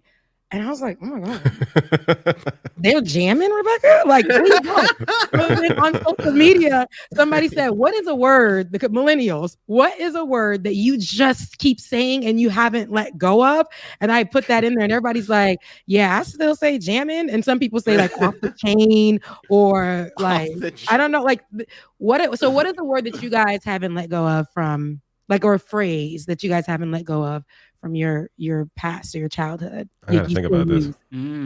Like, I feel like I'm bomb. sure there are many, but I don't actively think about my vocabulary that way, so it's hard for me to think what I've That's brought the over. bomb. Or like, I'm like, oh my God. I don't Like, think- I haven't said that since fifth grade. I don't use the bomb, but I'm like that. I like. I remember I'm old enough to remember my cousin first using that and him like telling my aunts about that being like a cool word. Like, that's I was hate watching a Shane Dawson video, and he said the word bling in reference to a cup that he had. Like, oh, it's blinged. I'm like, what the fuck? Is this like 2001? You see, there's Like, words that are. excuse me? We should give a shout out to Justin Timberlake for finally dropping faux shiz from his I'm embarrassed. vocabulary. You didn't know my about God. that? Yeah, so in Britney Spears' like biography, she was like, I always found it really cringe how Justin Timberlake pretended to like, speak in like, AAV all the time, and he would be like, oh, it's because I hang out with black people, but like, does he know what like faux shizzle my means, and like does he know about this? Oh, and, he like, was why saying say that? Oh, yeah. Well, he had cornrows. Wait, You don't Britney remember? Spears said this in her book? Yeah, Britney Spears put that in the book. Yeah. Oh, that's good. That's pretty awesome. 'cause Yeah. That's always good. find It's good. I always found that to be very cringe at the very least myself. But remember, in those boy bands, they had to have somebody who gave that soul. Remember, we were talking about that. Where in Sync, yeah, Justin Timberlake. But I think the real person that they wanted to be black adjacent was JT. They wanted him. Remember, they had him on the remix with Black, where he said the thing about the thug appeal. Oh, And I'm right. like, I remember that. come on, JT. That was not I was okay. saying that with my little heart, but now that I look back at it, I'm like, what thug appeal? And you as white as ever, my brother. I'm another, but I'm really not knowing why they did that to you. But he gave the most black adjacent. I know they tried to give Justin Timberlake the curly fro, and they did the braids and the bandana, which wasn't a problem back then for us. And I don't think it would be a problem now because we just rock to the music. But see, I just said we rock to the music. I need to be stopped. I need to be stopped right now. Okay, I found. You're younger than us, but you're like you're older than us at the same time. Old soul. I found a really funny article from of all places. Don't make fun of me. BuzzFeed with questions that Gen Zers have from millennials, and a lot of these are like super spot on. So I'm gonna bring this in. Oh wow, I'm so curious, please. Yeah. So okay. So why do millennials love telling people how much they hate the word moist? I know like 3 people. I hate the word. I hate it. I've definitely heard that before. Yeah, like, I don't care. To me, I've heard so many people say this. I don't say the word moist. Like, it bothers me when you say it. I don't know why. It just bothers my spirit. I don't know. It's the millennial in you. Okay, let me zoom in a little bit. Why do millennials not zoom in on the window is what I want to know. Okay. So this one, why do millennials get married or have a baby and be like, we did a thing? Like, yeah, you made a life-changing commitment. I've had like so many friends do this thing. We did a thing, and then it'll be like updated status. This is like a little bit further back when Facebook. And then the big hair baby, a picture of the big hair baby. It's crazy. I do find that embarrassing. I would not say that. Yeah. And then this one, like I literally have this in like my Instagram. Like, why do millennials love writing social media bios like this? Dog mom, wine lover, Christ follower. Like mine is like an Animal Crossing enjoyer or some shit. Like because you only have so many characters. That's why. Back then, now you can write a whole paragraph. But now people just use people use emotes now. Yeah. That's what my emoji. Gen Z figured it out. Yeah. It's like the Haitian flag, the black. It's a black one. I changed it to the black character, but doing the yoga pose, and I think a yellow heart. That those are usually my 3 emojis, but I need to be stopped with that too because the God first, your favorite journal, like it's just like Rebecca, like just stop. I love it. Like they've got the millennial stereotypes down. Like Gen Z is very observant. Like this one, why do millennials insist on saying doggo? Like I say this. I never heard of that. Do you really? Doggo? Yeah. What is that? What's doggo? If I see like a dog, I'm like, oh, this is a cute doggo. I want to pet it. What? Oh, doggo. That's so cringe. I never heard of doggo. It's like a Midwestern white girl thing, honestly. Yeah, what are you doing saying it? I mean, I also used to really like pumpkin spice lattes. So if the shoe fits, right? You definitely stop using doggo. Midwest based on all these. This really feels like Midwest specific or something like that. Yeah, I just thought it was like a cute name for dogs. But yeah, a lot of Canadians say that. A lot of Canadians say doggo. I never heard that. Well, see, I'm Canadian at heart. There you go. So yeah. Okay, this one. Set. I don't relate to this one. Why do millennials post pictures and announce they might delete later? Now I see that a lot because they might delete it later because it's probably too sexy, or they posted it up for just one eye to see, and once that person sees it, they'll delete it, or they're trying to act like it's a risky or risque thing. It's something like that. Snapchat of public posting because you want you want those you want some of the dopamine, just a taste of it for people to be like, whoa, you look hot. And all of a sudden, at the same time, because it fills with the creeps and all that. At the same time, there's no need to announce that you might delete it later. Just post the picture and then delete it later. That is because we need attention, so we need people to be like, FOMO. It's attention. I guess you're reading the room, is what you're. Why do millennials use FOMO? Why? Because we were making everything acronyms at one point. Everything needed to be that. Oh my God. Why do Human person? millennials I don't know love who does putting that. I've not seen this personally. I'm sure someone has. I'm sure I've seen it, but it's not a common thing. Yeah. Why do millennials foam at the mouth over Betty White? I kind of feel like it's part of it. They admire her, but it's also like kind of just a meme. Like they do it because it's funny. Yeah, And, Renaissance nostalgia moments, thing. Kids would Yeah. be at home Yeah. sick from home, and they'd watch Golden Girls with their grandma when they were home from school sick or something like that. Same thing with like Price is Right and Bob Barker. It's the cliche like, remember when you were sick during elementary school or high school and you got to spend your day watching the daytime TV with like grandma or something like that. I remember, Millennials are suckers. Price for is that Right nostalgia was a shit. staple for sure. Yeah. I watched it with remember my that. grandma so many times. The last one yeah. on there is 100% true, and you all need to stop doing this. Fur babies. I hate that term so It's for much. people who are not It is so parents. stupid. Like What? they'll do the fur babies thing, and I've seen. Okay, you have a pet. It isn't a fur baby. It's your pet. It's not a No, fur so, baby. I agree. That was- that so you was- know you have to make it cute for social media. A pet is cute enough. So You don't got to if invent words. You can't just be No, like my this is terrible. dog, my dog. Yeah, this is my dog. This is my dog. You have That's, to say my fur baby, and especially the. if you got to luck- say fur baby, then I feel like you're forcing the cuteness. I feel like your dog isn't cute enough, so you got to call it a fur baby to make it that might be cuter the when it's case, really but not that You cute. know who I think who really does it the most, and it's the like the soft life, Lux, social media people. They'll do that. They'll do that. If I had a pet, I would call it a fur baby, but I don't like animals in my house like that. So, but if I did, I would call it a fur baby. So David is Oh going to my hate God. this. What but this I all don't really use is fur though babies. is like this is all just like early internet speak.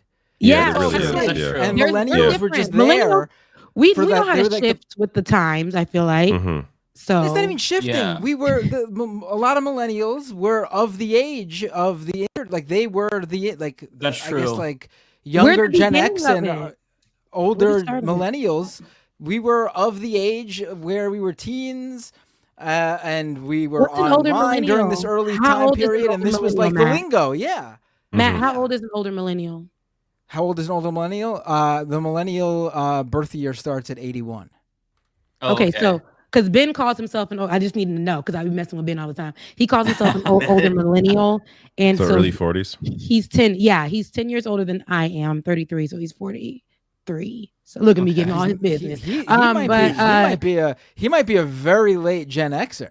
So Mhm. he says that he's on the cusp. So he's like, but he can relate to, I guess, both sides, right? Because he was, I don't know. In some ways, maybe. Yeah, I feel like we have to claim Ben for millennial.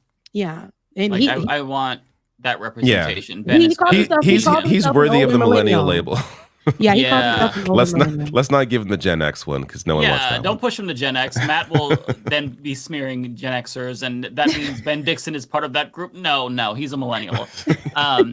David, so I don't use fur babies, but you're gonna hate this. So I do refer to my dogs, to my in-laws and my mom as their grand dogs, and That one, honestly, I don't hate as much as fur babies. I don't know what it is about fur baby. Grand dog? Fur baby.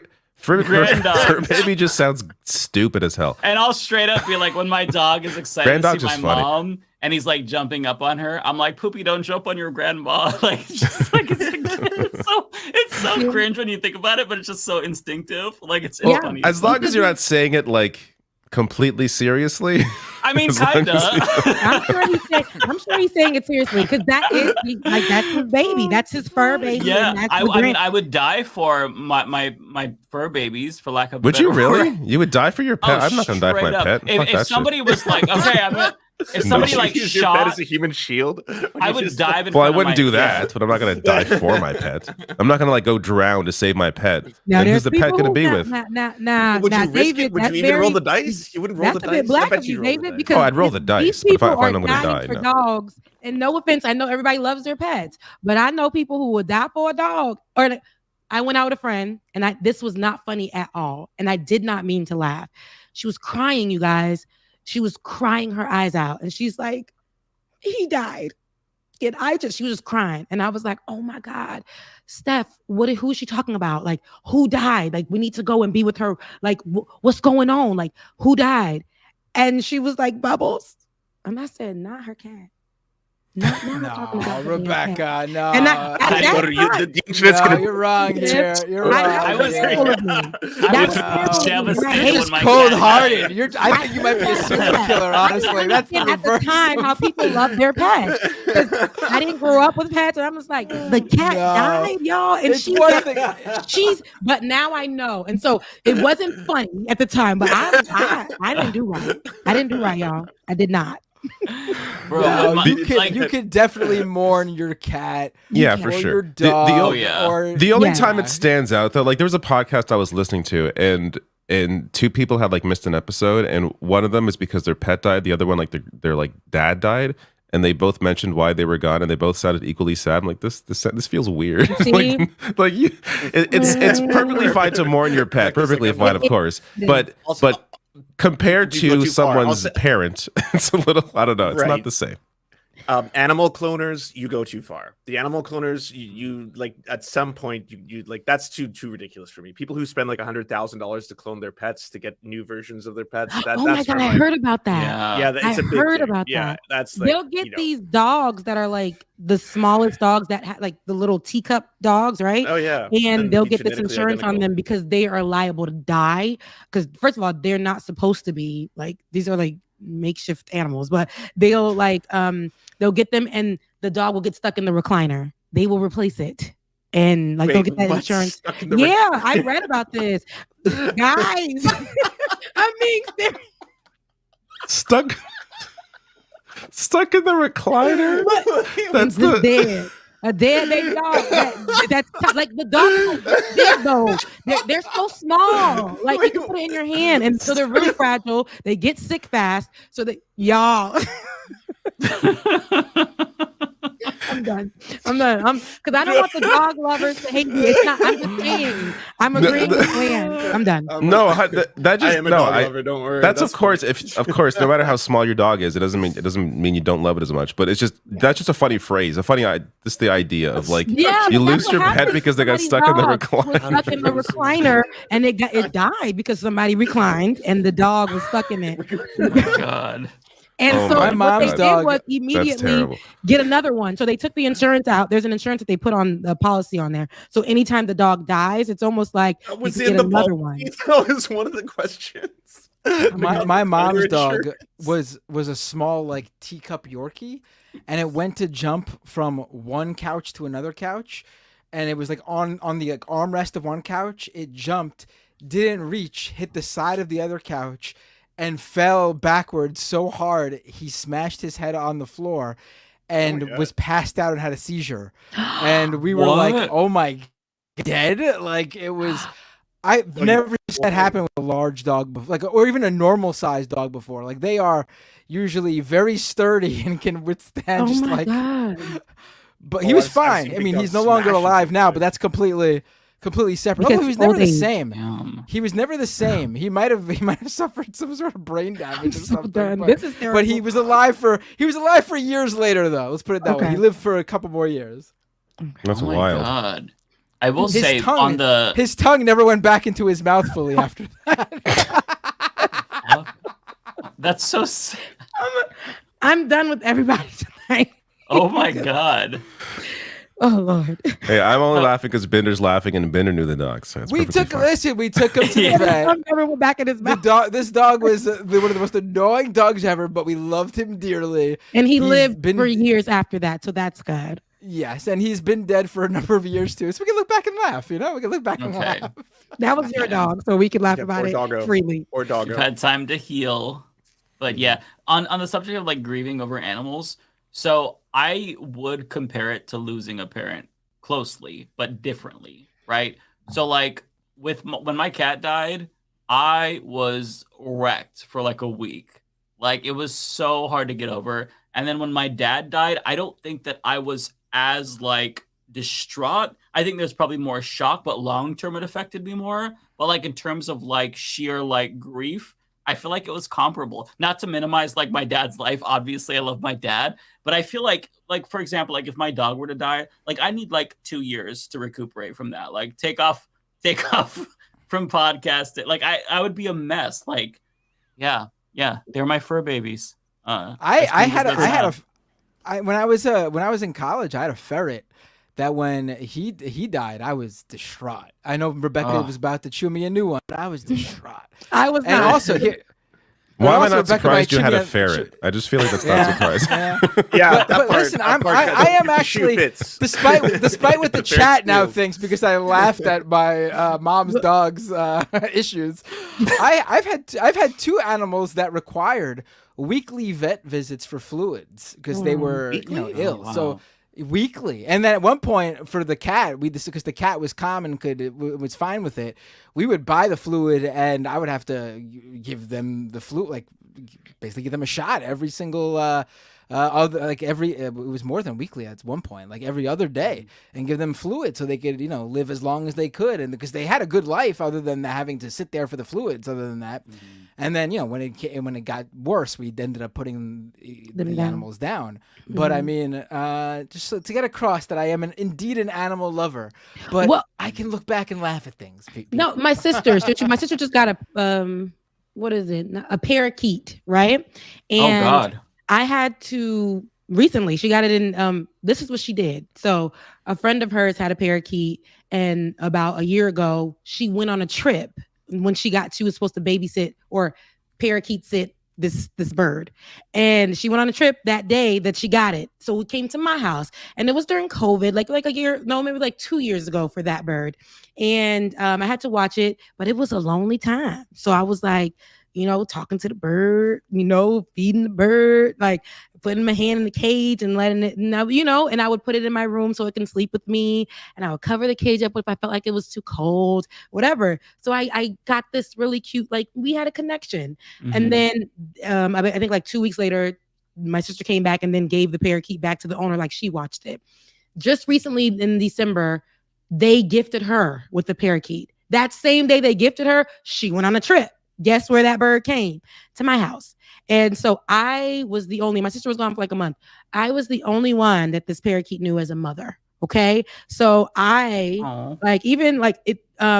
I got real close to the bird, and then I had to go and give it up. Like it had its bedtime, and I would pet its stomach, and I would make sure I cleaned the cage out. And I don't even but I was cleaning the cage out, making sure fresh water. Sometimes when he didn't eat, I would be like, talking to him. I would sing with him, and we would just be jamming, and we would just be, all the good stuff. And then when I brought the bird back to my sister's house, I missed it. Like I missed the bird. So I was telling her, like I would call her and be like, let me see the bird. I don't want to talk to you. Let me see the bird and stuff like that. So, it's not that, maybe a bird I would like, but like I'm trying to square this, Rebecca, with when we just met 5 minutes ago. Rebecca, that was like, oh, your cat died? Get over it, crybaby. And she's over there singing with the birds. It's true.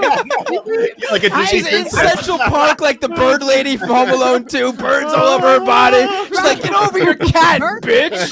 Stop crying over your cat, bitch. You guys, on the balcony. Look, I have in animals. I have a bird feeder, a hummingbird feeder on the balcony, and the hummingbirds come and have a field day. The other day, a whole bunch of sparrows. They keep flying in through my my blinds that I have, or whatever curtains that I have on the balcony. They'll fly through and just chill, on the balcony. And so birds love me. But other than that, animals. Maybe that's why you hate cats so much, because cats, don't they eat birds? Or like that's true. There you go. Yeah, you're team bird. That's all it is. You don't hate animals, you're team bird. That's what it is. I just can't get over this visual of you walking around with birds all over your body, and you see someone like kissing their dog, and you're like, loser. Because I would do that. What a loser. Meanwhile, birds on the shoulder. I'm petting birds. Terrible. I do not want to become the bird lady, by the way. I'm not going to become that. But I do like the look of in the springtime and the summertime, all of the hummingbirds come and chill. And when I go hiking at the mountain over here, I'll go hiking, and I'll be, oh my God, I'll be bird watching. And like the birds will be, I remember I was walking and I'm like, not these birds like being in front of me, 2 robins or cardinals, they were fighting each other. And I'm like, y'all not scared of me? They were just literally fighting each other, right? Like I was walking and they were walking with me, fighting each other. And I had to break up the fight.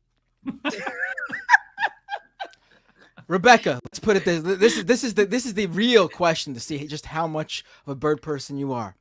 It's a baby bird. Fell out of the nest. It's fine though. It's on the floor. Mama bird nowhere to be found. Baby bird needs to eat. Would you chew the food and regurgitate it? Hell no. Baby bird gotta die. Like Ace Baby Ventura. bird gotta die at that point.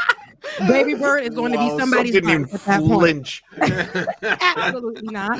I'm not regurgitating nothing. I'll go to the store. I'll Google and see if I can find something.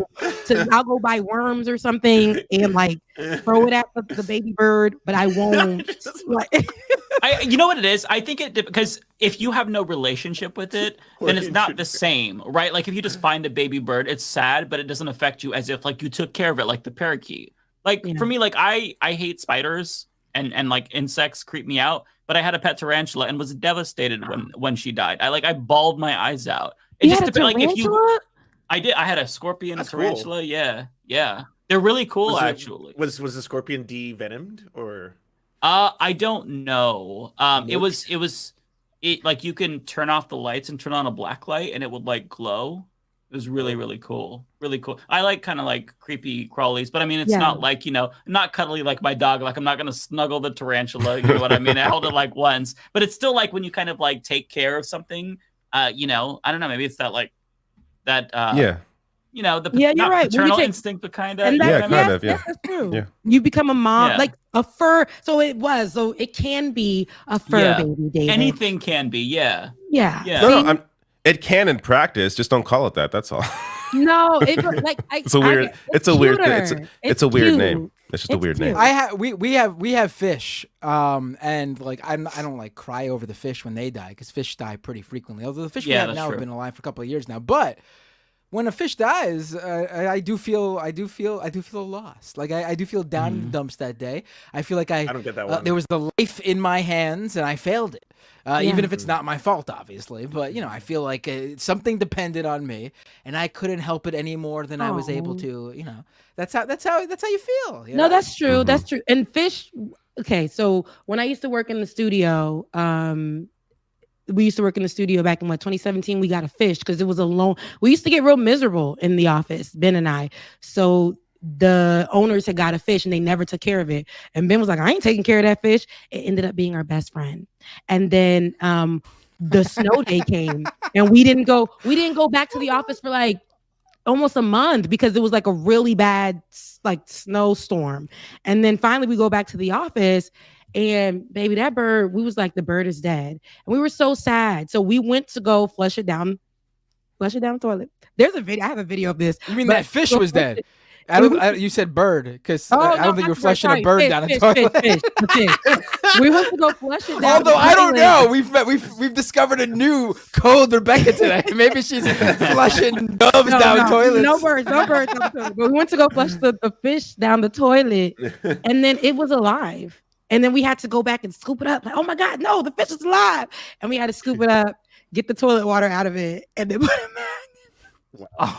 It sounds like, oh my God!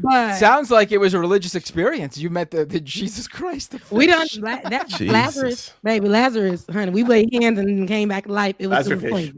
Lazarus, yes, Lazarus. I think that fish went to fish heaven at this point, but I'm just not. I'm not sure. All good fish do. Maybe all of our animals are playing with each other in heaven right now. My tarantula is playing with the fish and the bird. Yeah, Noah's Ark style, not eating each other. It's perfect. Yeah. Perfect harmony. The Rainbow Bridge, they call it, right? That's the. Wait, do you have an animal, David? You say you have a dog. Growing up, I had 2 different dogs. I don't have an animal right now. Okay. I have a child. It's too much. I can't have. If I had a pet, me and my wife we're just not.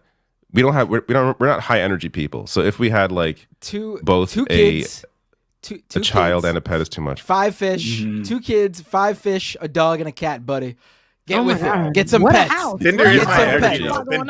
You're high energy. I'm not. I don't have it. Yeah, you're up to like 3 a.m. doing live streams. I'm not you. Yeah. He is high energy. You know it. Definitely. That's when he comes alive at 3 a.m. Yeah. That's when he comes alive. But I'm a plant mom, so I have that. I had a plant recently pass away. That hurt me. But I bought that plant when I was dating some guy like a year ago. That guy's gone. So I'm like, yeah, you got to go too. But I am a plant mom. I have like about 8 plants and I take really great care of them. So yeah, I'm a proud plant parent. How about that? Okay. That works. Yeah. Okay. That works. Yeah. I'm the worst plant parent. I can't tell you. I'm like a serial killer plant or serial plant killer, whatever you want. I'll get them like, I need a plant. We need some plants in here, and then they just need an independent plant. It's not One enough. that you have to water weekly or maybe like bi-weekly. Yeah, get a snake plant. You never have to take care of them. Yeah, they snake take care plant. of them. I had like a Snake bonsai plant. plant which you don't water at all, and that's fine. Like that And lives. and that's a good. See, the ones that are independent plants. I have some that are a little needy, but I do have independent plants in my bedroom. So when I leave out of town or something like that, they're good to go. Like I don't have to worry about coming home and then they dead. So yeah. What a conversation. What a show. What a It's show. the end of the all show. over. Oh my God, it's I love it. 10:30. We made it, baby. We made I it. love it. What a show. Fantastic. Super chats. That's right. All right. I gotta say, last week. Time for the second half of the show. No, Yeah, Binder. for all Last week, y'all. look, Binder. I love you, Binder. But last week it was amazing because the show was 2 hours and that's it. We were done. It was like, Oh yeah. no, there were super chats, but we rolled through them. There weren't as many, obviously, because you're not here to get all the super chats. But we were done at like 11. It was the greatest day of my life. It was fantastic.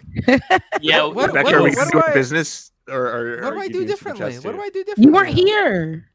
You get What do more, I- and what- you get more, and I think we just talk a lot more because it's 3 of us, so it just goes longer. Y'all know I be out because I get about 2 super chats and it's all right, but I be out after that. I'll be rolling through mine. I got like 5, so I could just like bing, bing, bing. Mhm. See, you get the look at this. We have 41. And They're all match. benders. They're all benders. Y'all need to spread the No, love. not all benders. okay? I'm sure Mike has a bunch too. My stream wasn't that great today either because of that copyright thing. I lost like 200 viewers. Maybe they're all Mike's then. Look, my 5 viewers turned into 2. I'm just kidding. I see all 74 y'all on here right now. But Here- yeah. We could do yours, Rebecca, quickly if you have Okay, just a few of them. I'll there you go. say love you all. I'm gonna peace out. I haven't monetized Mind See ya. Explosions yet, but thanks for watching and giving Monetize it. We gotta get him monetized. You've got to be Love you, close, mean right? it. I'm close. I'm like 100 hours away from 4,000. So Okay, Okay. It was a Bye, pleasure friends. being Bye, back family. with you guys and seeing you Bye, again this week, Lance. Lance. Take care. Yeah. Take care, Lance. See ya. All right, so Bay Photo, thank you so much for your super chat. Says I'm with you on the booze. I'll still have a drink now and then.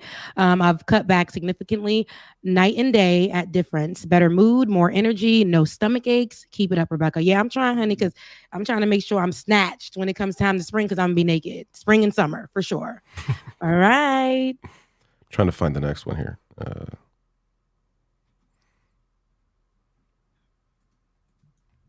I got lots of scrolling through all of Binder's and Mike's. Mm-hmm. They don't love me. Y'all don't love me. If you guys could find her next one, Jesus Christ, how far did I I go think I scroll can here? find it on, because if it's on the old streams, I'm not gonna see that. But I do. Mike, see you're the- gonna have to here. take over I found one. the super Okay. chats too, because I don't have them all here because I had to reset my stream. Like I had to refresh okay. when I was lagging. Okay.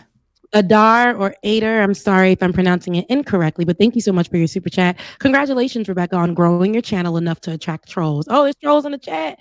But now you need some mods. I do. So the mod that's usually there hasn't been there. But Tony says they want to be a mod. When I figure it out again, I got you. Promise, mean it. And Andrew, thank you so much for your super chat. Money for Becca's new bird feeder. I do need one because that one is starting to fade and it's looking a little raggedy on the balcony. So yes. And so Ren, thank you so much for your super chat. Becca is right. Spread the love. That's right. Spread the love. Yes. Okay. We need them on all of our channels. Okay. Because we're here working with y'all. Help us and support us each channel. All right, y'all. I know that Bender has all the people on his channel. Y'all need to come over and subscribe to mine as well. I seen them numbers. Like I said, all of y'all too. I'll be on y'all pages. I'll be like, oh, look at their numbers. Yeah, come over there and subscribe to Rebecca's channel. Okay. Yes, do it. Please do. All right, y'all. I'm out. Y'all know I gotta work in the morning. Love y'all. Mean it. And I will see y'all next Thursday, Saturday morning. Make sure you guys See ya. tune in for Like It or Not. I'll see you guys. Take Bye. care. Bye, guys. Bye, Rebecca. Always Whoa, weird. too close. Going to that. I hate that it does that. I really I'm only coughing got up like a storm. 6, so I'm gonna roll. I would love to stay here I'll be right forever. back. I'd love to stay here forever, but I got 6, so it's like I'm just gonna roll through mine if that's okay. That works, yeah. The first 2 are my favorite actually. Let me find them. From Fart Gas, Poopy Fart. Okay, I love that. That's the first one I God have. bless you, fart gas. Poopy fart. Not quite sure what this is all about. Let me scroll down. For some reason, the next. Oh wait, did I already scroll by it? I will find it. Did I do? Yeah. Oh, Poopy Fart. Poopy Butt is the other one. There we go. Poopy Love Butt. that too. Wow. Nice. Don't really know what's going on here. Shout out to Fart the next Gas. one. Yeah, shout out to Fart Gas. Thank you, Fart Gas. Still alive with my favorite kind of super chat, a video game super chat. To the gamers here, did you see that article where Ubisoft says for everyone to get used to not owning video games, saying the quiet part out loud? I did see that, and to me, this is just. I'm almost glad they said it out loud because it's what they've all been fighting for. So it's what all these publishers have been wanting for so long, because the return they make, of course, is so much greater on digital content because there is no physical product to produce. So that's ultimately where they want to get to. This came straight down from Klaus Schwab of the WEF. You will eat the bugs. You will not own anything. You will not own any video games. This came straight from them. Who's Klaus Schwab? The guy who runs the World Economic Forum that right wingers have crazy conspiracies about. You will not own anything. Damn, that joke fell on deaf ears. Wrong audience. I thought you guys were cultured. My bad. No, not at all. Not at all. Art from Hell. I'm just doing Mindbender since I have like 5, and then I'm going to leave. Art from Hell, thank you for your 20 euros. See, I'm cultured. I got European viewers here. Look at that. That was like CEOs trying to do IT. I wish I knew what this is in reference to, but it was during one of our conversations, clearly, at 9:18 p.m. I don't remember, but thank you. Thank you, Art from Hell. I appreciate it. Andrew S.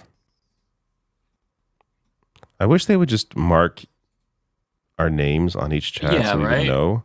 It would make this so much easier.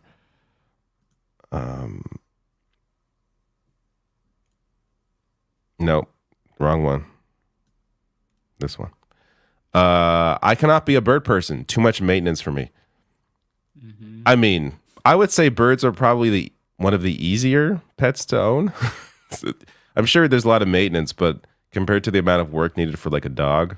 But they're loud, and also if you have a cat, you just can't have a bird unless you have like a lot of like precautions. Have them in a different room or something. Because my cat would like to eat that bird. Oh yeah, that makes sense. I gotta say, I wasn't much of a bird person too. They're loud and they are a lot of work. But yeah, I'm not a fan of birds. After my CES trip, I had to go to Austin, Texas for a wedding. This is the most traveling this past week I've ever done in my life. I've never done back-to-back places like that before, but I did it.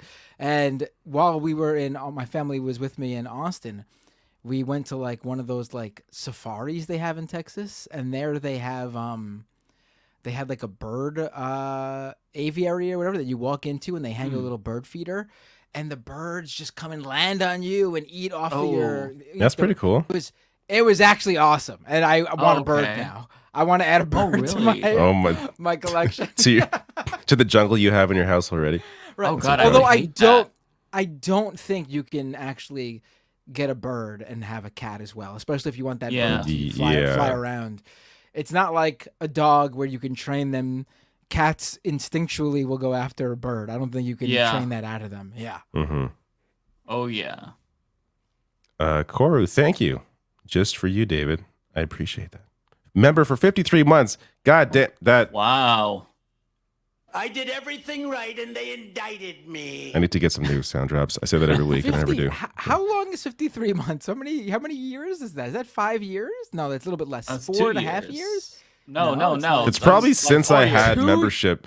No, I was. Years? Yeah, I was thinking like, wait. It's probably since I launched. It's probably since I had access to start membership. That's great. You're probably the longest member.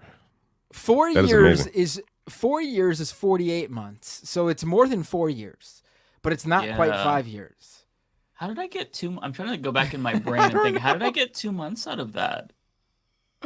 2 years? Oh no, that would be yeah. Or 2 years? Yeah, I don't know how I got that. Maybe you are a bird, Mike. Maybe you got that bird brain. Brian B, It's possible. thank you for your super chat. Says David, get a pothos plant.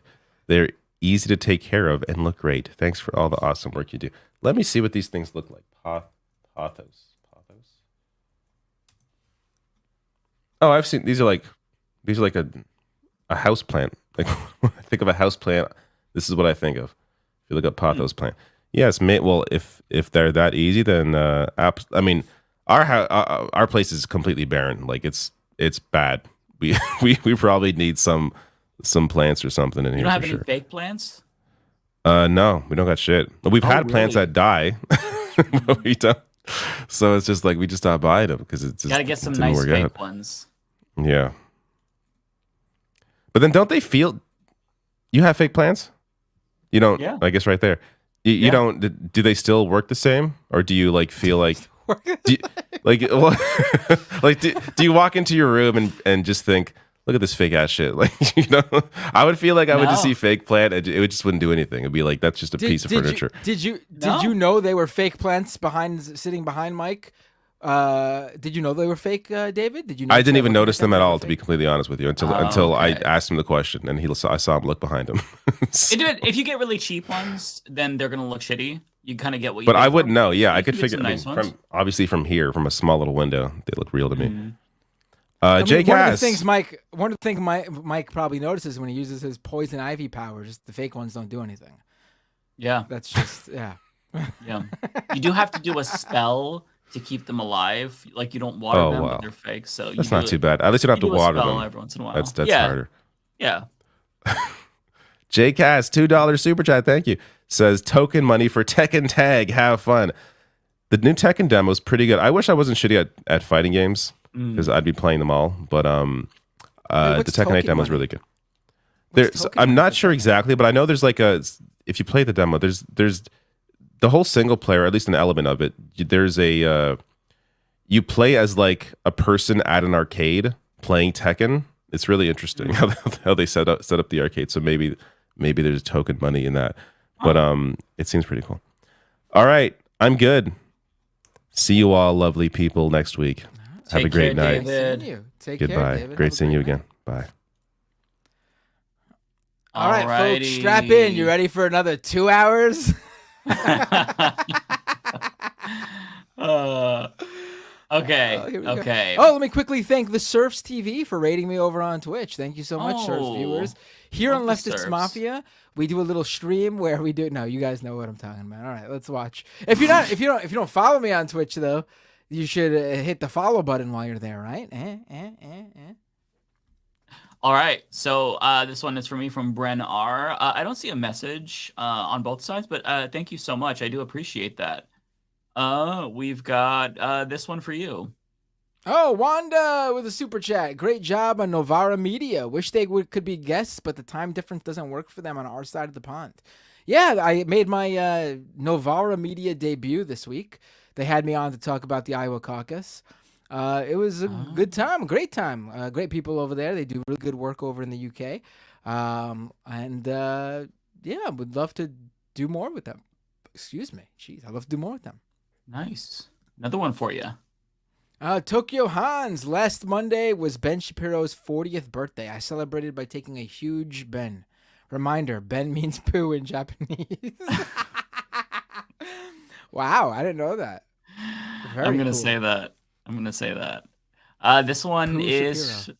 For me, from American Wasp with Dieter McBusiness, hottest female conservative commentator, Tommy Loren. For me, I don't know. I'm trying to think of all the female conservative commentators, and Tommy Loren is like the only one that comes into mind. So I guess Candace Owens is also really pretty. I'd say Candace Owens probably over Tommy, because I was gonna say because I feel like Tommy is nastier, but really Candace Owens has gotten like way more fascistic over the years. So I'm kind of like linking the inside with the outside in terms of like how it makes them look. I don't know. They're both fine. I'm not necessarily the best judge. There are quite a number of good-looking conservative commentators, but they're not hot because their opinions are a complete turnoff and are make them quite ugly. That's the thing. It's like if you're ugly on the inside, then I feel like you're gonna kind of see that ugliness on the outside too, in my opinion. So yeah, if they were nice, then they'd be better. Another one for me from Dieter McBusiness. Thank you, Dieter. Voter turnout is everything. How do we get it up? Will you take Blue Chew from our sponsor for Leftist Mafia? Use coupon code LETNOW. I see that ad all the time. This isn't necessarily something that we are able to do, or you. This is something that Democrats really need to do. I guess in theory you could do it as well if you organize enough, but this kind of needs to be something with the amount of time we have that has to be done at the national level. So Democrats need to do it. And that is really, in theory, an easy question. You've just got to register lots of people, talk to a lot of people. But Democrats are going to have a hard time recruiting young activists who actually get out and door knock and canvass. So they need to start now. Right. I didn't get to make this point earlier on the show because we just moved on. And I made this point on my stream, though. Usually the argument from the vote blue, no matter who, normie Dems, the resistance libs, is that like, oh, young people, progressives, leftists need to just get over whatever their problems are with the president or the administration when it comes time to vote, because what they want is not something the president could just snap his fingers and do. Whatever policy they're angry or upset about not being enacted, he needs help from Congress. Now, whether that's fully true or not, there's often a little bit of truth to that. The president can't just enact a full policy like Medicare for all or something like that on his own. But this time around, the number one issue that's hurting the president, the Democratic president, is something that he has complete 100% control over. That's true. The United States of America's policy on Israel and its support for what's going on in Gaza is fully controlled by the commander-in-chief, the president of the United States. And so it is fully on him what happens in November. This is not an issue where people, you could say people pouted and stomped their feet because they didn't get their way. And I don't agree with that, when you make it previously. But there is that, without the dramatics and knocking people who are hurting, there is that element of truth that what they would like is not completely attainable by the president alone. That's not the case this year. Right. This is 100% on him, and he can decide to change the whole thing in terms of what's the United States' implicit support for what's going on, what is happening to the Palestinians in Gaza, and also how he's doing right now in the general election. So it's really up to Joe Biden. Yeah, that's a really great point. Yeah. So this one is another one from me from Joshua Jenkins, though, here. $10. Thank you so much, Joshua. Can we try to achieve victory in this country without the use of violence on both sides? I think it depends on what you mean by victory. Like, we can have small victories. We can have bigger victories, like FDR type victories. But I mean, if your idea of victory is like communist revolution, that's not going to happen without violence. So I think that a lot of us are not revolutionaries. we do what we can, and we exercise our, right to vote to the extent that we can. We advocate for candidates, but I mean, you can have victories without violence. But like, I think that for this oppressive system, like to completely dismantle late stage capitalism, you're not going to do that by voting, unfortunately. So it just kind of depends on like what your goal set is, really. So let's see here. I believe this one is you. Jay Cash with a super chat. Binder was truly unimpressed because there's no cyber conversion van to exist yet, and also not enough people with open toe shoes at the convention. Talking about CES. Well, first of all, I hate anyone who wears slippers or sandals or anything like that in public, especially if you're a male. Men's feet are not meant to be shown in the open. Men's feet are usually gross. Feet in general, actually, I'm not a fan of. Feet are definitely not, but men's feet particularly. I am not a sandal or slippers guy. You'll never catch me wearing those. Crocs, forget it. I wear sneakers. That's what I wear. Preferably Vans. Once upon a time, Converse. Sometimes Creepers if I'm feeling fancy. But for the first one, the funny thing is, Kia actually, I'm not a car tech person. I think it doesn't interest me. But Kia actually unveiled their vision of their car for the future, which actually looks a lot like those old school VW Vanagons, like the 70s. Like, I think I saw one of these. Yeah. And the whole point of it, though, is that everything inside is swappable. Like you could turn the car into a pickup truck, or then if you need to try for work, like you turn into a pickup truck for work. If you need to now take the kids somewhere, you swap out the pickup truck plug-in from the back, and you put in the van piece, and you put in the seats. It was really cool looking.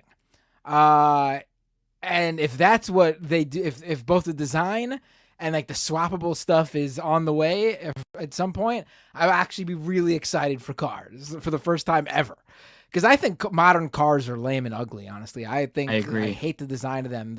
I just hate how they look. I like how cars looked in like the 50s, 60s. Oh, 70s, see, I think that they were worse then. What? I hate old cars. Yeah, I hate old cars. I think they look terrible. I don't like all the curves. I want something that is they were like boxy and stuff back in the day. I like that. Well, I'm thinking of like the fucking the classics, like the old muscle cars where they have like, I don't know. I just like you. I'm not interested in cars really. I don't care. I like the ones that will one day have self-driving. That's when my interest will go up in cars. But Elon kind of ruined that for all of us by releasing a completely half-baked idea. But that's when I'll start to really care about cars, in my opinion. I don't know. I don't really, never been a car person. Someone needs to pump out a brand new car model that just looks like the old Ford Model T. I want a jalopy. I want a fucking modern day jalopy. Okay. I want like a horn and the big skinny wheels and the box car with like there are no windows. It's just like open air from the sides, and it looks like something that like your great grandpa was driving. That's what I want. Okay, this one is for me from RexTrek. $10. Thank you, RexTrek. I'd love third-party progressives, but as a boomer with statistically 20 years left on this rock, I'm voting Biden. I don't want to spend my last decades in a Republican dystopian Nazi racist hellscape. Yeah, I mean, I don't blame you, right? I mean, if you watch Ole's video, she said all of this just so perfectly. You're picking your adversary when it comes to the presidential races, right? You're like, there's never going to be a situation where it's like, oh, I'm so enthusiastic to vote for this person. Or if you are enthusiastic, you'll soon find out that they are lying and they'll turn out to be terrible. So like you're never going to get anything better than the lesser of two really bad evils. So you do what you can to stop fascists from winning. So I really don't blame you. I think this one is for you. Tokyo Hans, 1,000 yen. God, I got to assume that that's like translates to, I think I make this joke every time, 5,000 US dollars. Been looking for new work. Got scouted by a Tesla taxi company. The company launches in April. The pay is good. Have no clue how they found me and if they know my social media consumption. Opinions? I mean, if they're paying you a shit ton, take it. Make some money, and then while you're there, be on the lookout for even greener pastures and go there. I mean, absolutely. Just a single individual not taking a job at that company is not going to make any difference. So you might as well, like, they're not going to fail because you're not there, and make the world a better place because because they failed. So I would say abstract as much money from them as possible working there, and move on when you're done. Yeah, absolutely agree. It doesn't mean you're like a fanboy of Elon. We all hate the people we work for. So I don't think this has anything to do with Elon specifically. It sounds like it's a taxi company that's just using all Teslas or something like that. That's how I'm reading. Oh, I see. Elon's not starting a taxi company. Well, yeah, that's true. I wasn't sure if it was like you don't want to be associated with Tesla or something like that, just because you see the bumper stickers. At least I've seen them online of, hey, don't blame me. I didn't know Elon was an idiot when I bought this or something like that. Right. Well, he's not giving money. Funny trend. Right. He's not giving money to Elon and buying a Tesla. He's working for a company that's gonna buy Teslas for their taxi service, whether he's there or not. Exactly. Yeah. So Wanda, thank you so much for the $10. Appreciate that. Mike, I watched your video on young voters, and I get the Ingrid Biden, but what about Representative Rashida Tlaib, Omar, Cory Bush, who are all up for re-election? Will Gen Z and Gen Y let them fall by staying home? I really, really hope not. I hope that this doesn't affect their electoral chances. But what we tend to see is that like the enthusiasm for the president also kind of has like this ripple effect, right? To where if there's high enthusiasm for the top of the ticket, the down ticket Democrats are going to benefit. But if there's low enthusiasm and turnout is low. So I hope, I really, really hope that people, if they're not going to vote for Biden, at least turn up for like these progressives. I mean, obviously that is a factor and it's gonna happen somewhat, but I also don't think it's gonna be as extreme because we're seeing it even like special elections where nobody usually turns out. Democrats are winning those elections. That's a good point. Yeah. Biden is the weak link here. I think I foresee people actually getting out to vote against Trump by voting down ticket and just maybe not voting for the presidential election at all as a fuck you to Trump, obviously, and to Biden. Obviously it is a general election, so you're going to get a lot of people. You have a lot of people involved, hundreds of millions. So of course there will be some people who will decide not to go vote at all because of Biden dragging down the Dem ticket. But I don't think it's going to be as much as usual because I think people are still going to go out to vote against Republicans due to like Roe v. Wade. Yes, I know that obviously whoever president is a big deal, but for the average voter, I think they're going to view it as I'll vote Democrat down ticket. This one is from me, actually, from Tokyo Hans, 500 yen. Thank you. I wish you best on your health journey. Thank you so much. It would be beautiful for you to join the live LM show in Tokyo. I would love to go to Tokyo. That is further down in the pipeline because that is a like 12, maybe 16-hour flight. I think it's like 16 hours or something. But I would love to visit Tokyo. I think that'd be really, really cool. Let me just add a little addendum there because some people are like, no one's gonna go out to vote and vote down ticket and skip the president. I'll be right back while you do that so I can get some more water. I'm talking about in places where it matters. Like, you don't think Arab voters in Michigan are gonna go and vote for like Ilhan Omar and Rashida Tlaib and Minnesota, I should say too, obviously, because I mentioned a number of candidates there. I think you're going to get voters in specific swing states going out to vote as they would regardless, and as a statement to Biden specifically over Israel-Palestine, they're going to abstain. I don't think it's going to be some huge numbers, but it's going to be enough in important areas, in important swing states that could make the difference.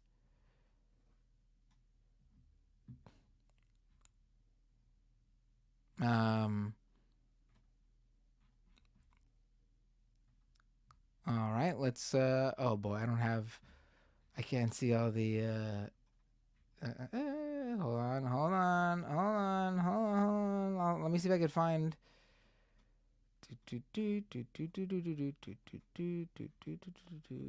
oh boy, I can't find where we are. Oh, I found it. Who's this? Oh, it's from Mike. Oh, all right. Let me see if someone. Let me read one of mine.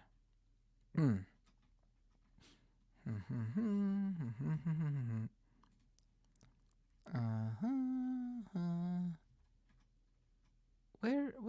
What? I can't find. All right, you're back. Thank God. Okay, continue. I'm back. Okay. Right. I couldn't find the next post. Oh, okay. Dieter McBusiness. Again, this is the third super chat. Thank you so much. You are so kind. Mike, meditation is my daily mental health fitness. Weekly therapy is very helpful. Even just a 5-minute meditation will help with focus, depression. I had not considered that yet. I used to meditate, and it did help me with calmness. I might have to give that a try. I'm not necessarily as anxious overall. I think I kind of am getting better in that sense. It's just like certain situations where the claustrophobia and panic kicks in. If I'm in like really chaotic situations where there's a lot of people, if I'm like driving for a long time, things like that. But I'll give that another try. Let's see here. So the next is... Man, having David to go through his really messes up the I can never tell which are his. Yeah, I'm trying to go by memory here. Okay, so I think that this one is you. This is me, but there's one missing, which is weird. Oh, which one's missing? Wanda sent me a. This might have been sent when my feed was blocked. Interesting. Oh, no, I think I just accidentally scrolled past it. Is it this one? Yeah, that's it. Okay, yeah, I think I just missed it. Wanda with a super chat. Glad you are back on Leftist Mafia this week. Now we can get back to those regular 4-hour Leftist Mafia streams. And then the classic membership, my YouTube membership emojis, the Pigpen Matt and the Matt thumbs up. Oh, okay. Thank you, Wanda. Okay, now we're back up to where we should be. Right, yep.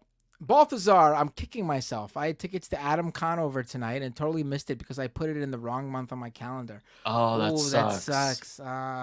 Yeah. What month did you think it was? February, I guess?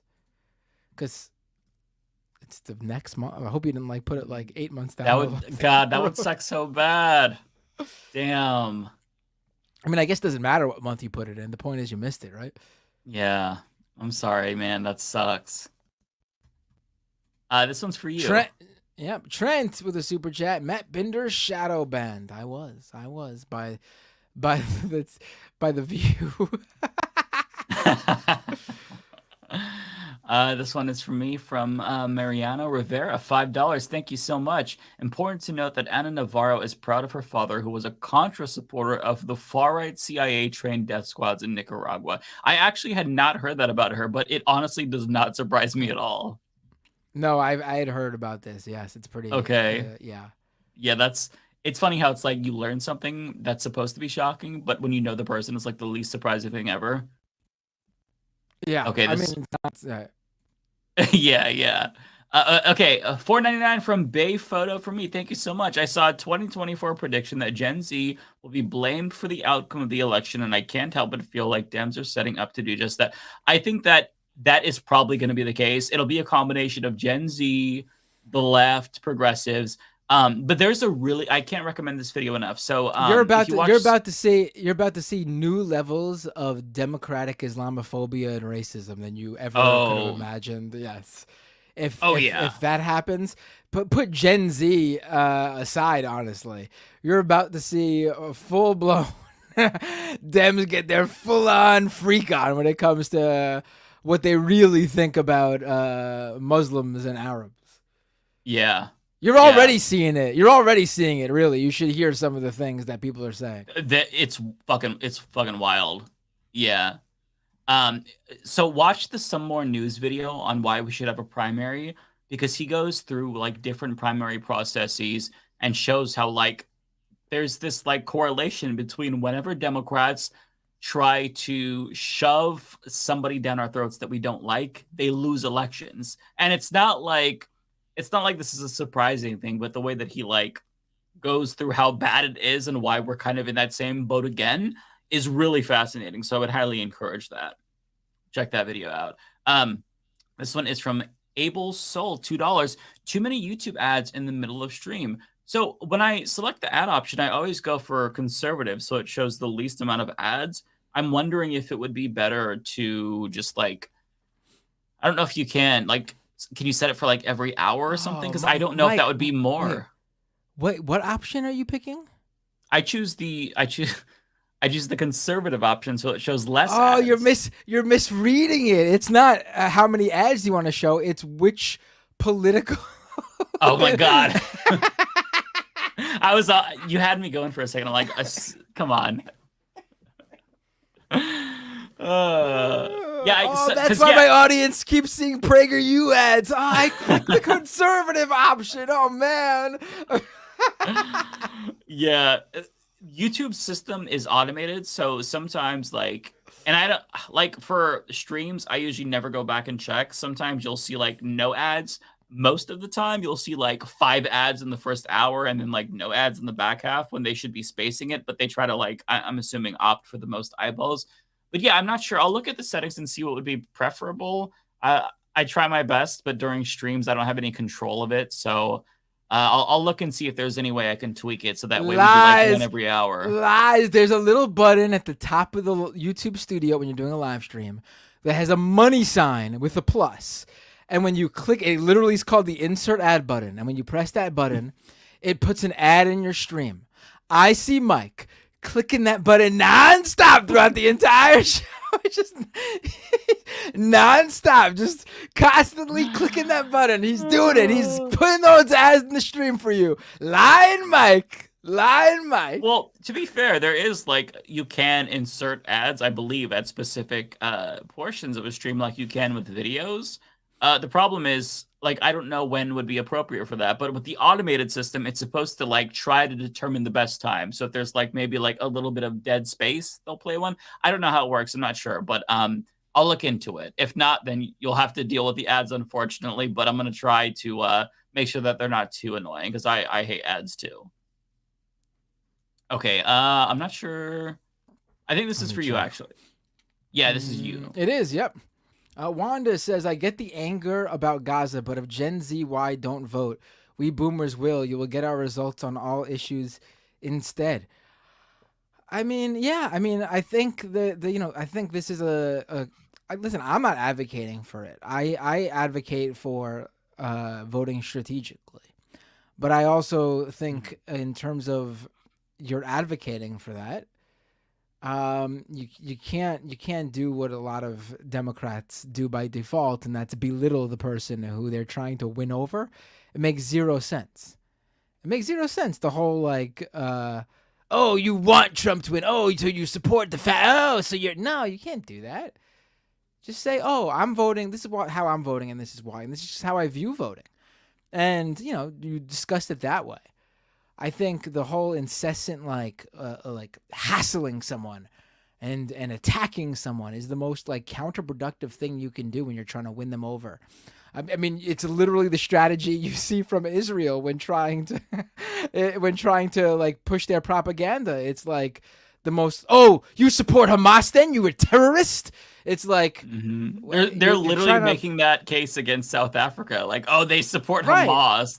What the fuck? Calling everyone who disagrees with you an anti-Semite isn't going to win them over. I'll tell you that much. I mean, yeah. In Israel's case, their actions are it doesn't matter. But in terms of voting strategically, don't pull an Israel. Try to win people over by just explaining how you're voting and why you vote that way and why you do that. And hopefully it'll make sense to them and they'll vote accordingly. But you really can't do the whole thing that you see Dems the Democratic base do online, where it's just attack and nag and belittle. It's so counterproductive. Yeah, yeah. I don't think that that's what Wanda is doing. To be clear. Oh no, I no, no, think no, that- no. yeah. I'm to just, make you know, sure. I'm just saying in terms of like, her point is valid. Obviously, that's what Yeah. happens when young people Just don't vote, liberals the in older general are generations doing that vote. so much. Like they're doing the scolding, the vote shaming, and it just if it was going to work, don't you think it would have worked in like 2016 or 2000? Like it's liberals have to learn to not do that. I mean, the progressives who they were so angry with, they went out and voted for Hillary despite Yeah. what what was going on. Like Yeah. progressives were literally called misogynists and who knows what with the Bernie bro thing and everything.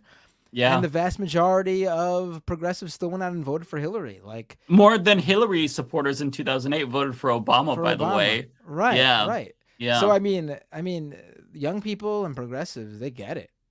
Yeah. The issue isn't going to be that the vast majority of progressives and young people aren't going to vote for Joe Biden. The issue is that a particular subset of those groups and Arabs and Muslims in certain areas where their votes really matter more than they do in other areas will not vote for Biden. And that will swing the election. It's not the vast majority. It's particular types of voters in particular important swing states. Right. And is enough of them, could be a very little amount of them overall, but enough of them in that particular state to swing it against Biden. That's the possibility. Not that Biden is going to lose all young people or whatever. That's not going to happen. I think this one is for you. Tokyo Hans with a super chat. One more piece of good news. Guatemala election, leftist wins. Oh, I have to look. I have to update myself on what's going on with. I've not been paying attention, unfortunately. Yeah, I haven't either. Celeste with $1.99. Been a busy week. Yeah. Been traveling. Yeah. Congrats to Succession and Kieran Culkin Emmy win. Yeah, I heard about that. I loved Succession, and I think that Kieran's character was funny in that. Creepy, but funny.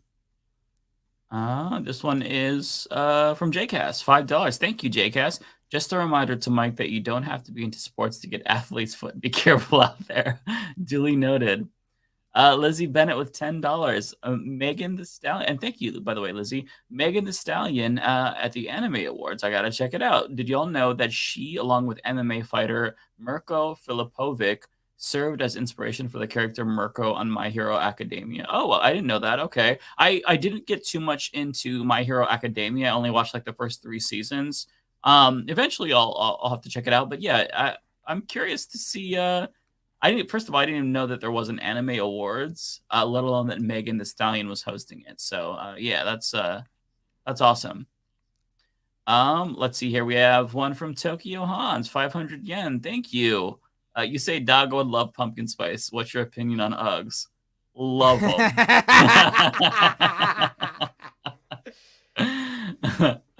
Okay, so I think that okay, this one is going to be for you or David? It's for me. Oh, wait, you missed one. Did I? AOD fan. Oh, let me go back up. You see it? Oh, yeah, I did. Okay. There we go. AOD fan, member for 6 months. Thank you so much, AOD fan. If it's Bender, but I'll take it. You're a member of the YouTube. You're paying me. You can call me whatever you'd like. If Bender hosted it, it would be days reading all the super chats. Right? It would be fantastic, wouldn't it? Who cares about awards when you hear my super chats? Pluvius with a $10 super chat. Oh my god, I'm losing my voice. There are 2 kinds of people who use Fur Baby. People who are overly attached to their pets and people who know, whether by choice or circumstance, that nobody's breeding with this shit. I would have probably phrased it in a slightly nicer way, but yeah, I think that's spot on. That about the 2 types who use fur babies. Yes. Let me see where we're at. Okay, I think this one is the next one. Or there's a third that sort of is a spin-off of the second, a little bit, or in a way it is. Empty nesters. older people whose kids true are in their teens and college or in their 20s, 30s, have families of their own, and they're no longer living in the house. You get a lot of empty nesters who get pets and start to treat them like children. Yeah. I mean, you even get some of them who go out and actually like adopt literal monkeys to have as close to a human baby as possible. Ooh, that's too much. Okay, this one is for you from Tokyo Hans, I believe. Is it from me? Or did I skip one? You skipped one, yeah. Soul Life. Oh, I thought that was for. Is this one yours? Yeah, Soul Life says I'm sorry. I missed this earlier. Someone tell Rebecca to look at her chat. Yeah, after she'd already left, I noticed there was a few people that gave me a heads up or tried to give me a heads up because I did not get the heads up during the show where the heads up is what you would call a heads up. But I noticed a few people trying to let me know that there was a troll in Rebecca's chat. It happens. All right. I can go back to that other. Tokyo Hans, 2,000 yen, which I'm assuming must be 10,000 USD. Gen Z merely adopted the internet. Millennials were born in it. We didn't see the light until we were already adults. By then, it was nothing to us but blinding. The shadows betray you because they belong to us. Thank you, Tokyo Hans. That was very beautiful. Poetry to my ears. Yeah, poetic, right? So all of these are going to be yours except one more for me. Yeah, there's a lot. All right. Well, just a few more. I'll go through these. Let's do this. You let me know when yours comes up. I'll just double check. Andrew S., member for 6 months. Thank you, Andrew. Millennials born in the age of the internet can hum the dial tone download screen. That's true. Yeah. All right.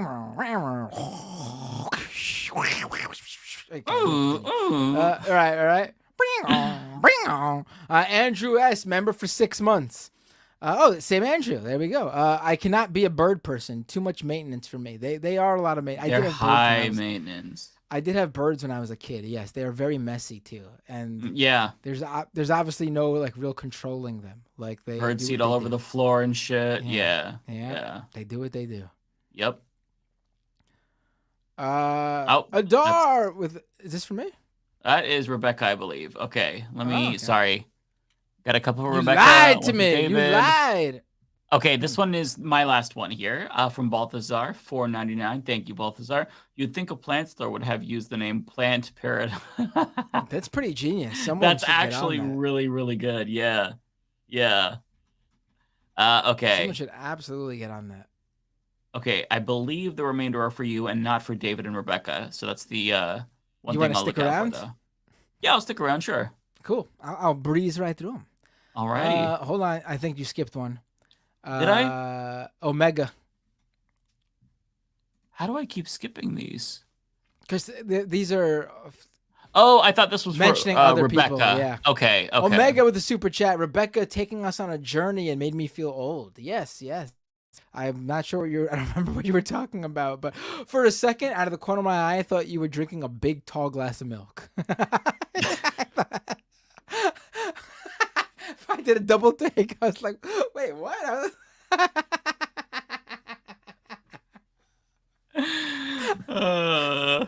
That's so random, but I love it. Okay, I think we were at, correct me if I'm wrong, I think we were at here, right? Yeah, Logan Hill with a membership super chat. Member for 6 months. Had a ferret, must have been a Beastmaster fan. It was on 4 times a week from 1989 to 1993 HBO. No, I just thought they were cool, and they were like they're sort of known for being like the punk pet. A lot of punks have them. I just think they're cool too. Must be something about them. Their mustiness must speak to the punks. I really like ferrets. I think they're cute. I would never want to own one though. Okay, next one. They're very smart, actually. People don't realize how cat-like they are. They're not rodents. They don't act like hamsters or gerbils or guinea pigs. They do pay attention to you. They do play with you like a cat or a dog plays with you. Yeah, no, they're super smart. And they're potty trained. They go in the corner of their cage, no matter where they are. Like if my ferret was out of the cage and had to go to the bathroom, he would run up his little ramp and go to the corner of his cage and go to the bathroom and then come Oh, back that's out. really cute. Yeah. I shouldn't say cute when he's shitting, but like it's cool that he's but it's like, cool you know, that he they- goes away so he's not like, you know, in his Right, living yeah. space. That's smart. No, I'm getting yeah, tired, so I I'm mean- using the wrong adjectives. No, it's it's all cute. good. He's shitting in the corner. Wow, look at that. All right. T-types. Check out hip-hop artist Sunrise Above. Late 90s old school flow with lyrics so unapologetic. I'm surprised he isn't censored off streaming platforms. I will have to check that out. Oh, okay. Sunrise Above. Let me just quickly type that in so I remember. All right. What's next? Let's see. All right. Miss Siren with a super chat. Birds are not easy. They can be like 2-year-old kids and need attention. 2-sided tape keeps the cat away, along with Big Beak's claws. Yeah. I don't want to it's so test it though. Yeah, and My they're so cat and my dog are loud. still trying to get along. Yeah. Yeah. Jay Cass with a $5 super chat. Did you find any dead bodies at the Riverwalk in San Antonio? It's been weirdly common here in San Antonio the last couple of years. No, I did not. I did not know that. And I gotta say, I went to Austin. I thought it was nice. I didn't. You hear that Austin's like a big city, so you assume like, oh, it's a big city, but it's really not set up like a big city. It's very much still under development. Like someone said, it's like maybe like Williamsburg, Brooklyn, like 20 years ago or something. And I guess that's sort of accurate. Like nothing's walkable. You got to drive everywhere. It didn't feel like a city in the way I think of cities. But San Antonio, I really liked. I got to visit the Alamo in honor. Actually, I did have a short but emotional experience at the Alamo after decades since I was a child. Referring to the Alamo thanks to Pee Wee Herman, one of my favorites. And, you know, Pee Wee's Big Adventure, the Alamo is a huge part of that movie. In fact, when Paul Rubens died, they thanked Paul Rubens for making the Alamo culturally relevant to a new generation of people because of that movie. So that meant a lot to me to visit the Alamo. But the Riverwalk I thought it was beautiful. I really enjoyed San Antonio because that whole area, to me, that was like a city, a beautiful city, bustling with people and lights and cool looking stuff. I liked it. But I did not know about all the dead bodies. But you know what? We got people swimming with the fishes in the Hudson. So I mean, it's nothing new here in New York City. Yeah, that's weird. Another one for you here. Danny Man with a super chat. Will Gen Alpha be the new Gen X? Is that the kids after Gen X? Yeah. Is that what my Your kid kids is are? Gen Hold Alpha, on. yeah. Are they? Yep. There might be a new name by. No, they by are. the Gen time. Alpha is demographic born in the early 2010s to the 2020s. Yeah, my kids were born in the mid to late 2010s. They are Gen Alpha. Yeah. Right. I mean, they're going to be even more online than Gen X. I mean, these are kids who, from the womb, they were using. My kids started swiping on tablets when they were months old, not even years, months old. Yeah. Yeah, that's how my nieces and nephews are too. Logan Hill with a $10 super chat. Thank you so much. How do we get the message out to people to show up for down ballot if they can in good faith vote for Biden? How much does strong Dem Congress hamper a possible Trump presidency?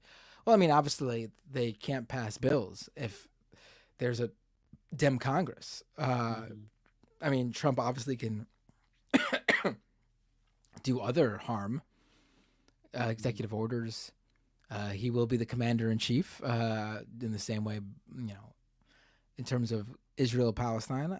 Like I said, I don't think there's much daylight between how the two would handle the situation right now, but I do think there's a little bit of a difference at the very least in how they would handle whatever comes after.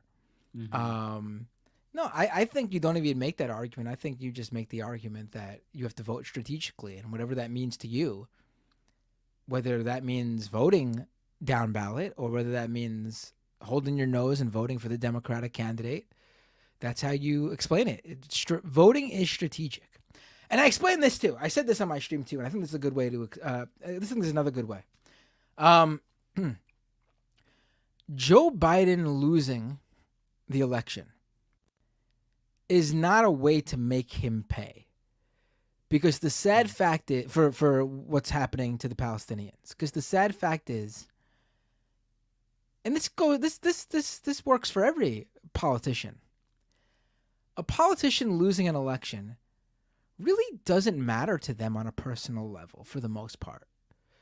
They will probably make more money not being elected.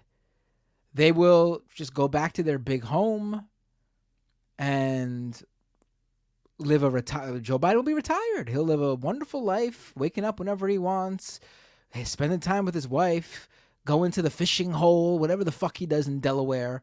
It's not a punishment for him to lose. It's just not.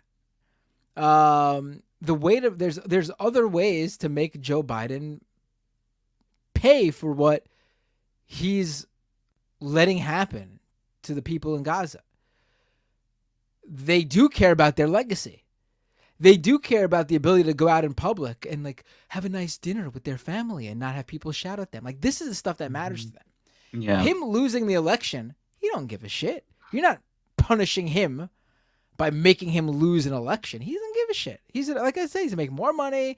He's gonna have less stress. He'll probably live longer too, not being the president.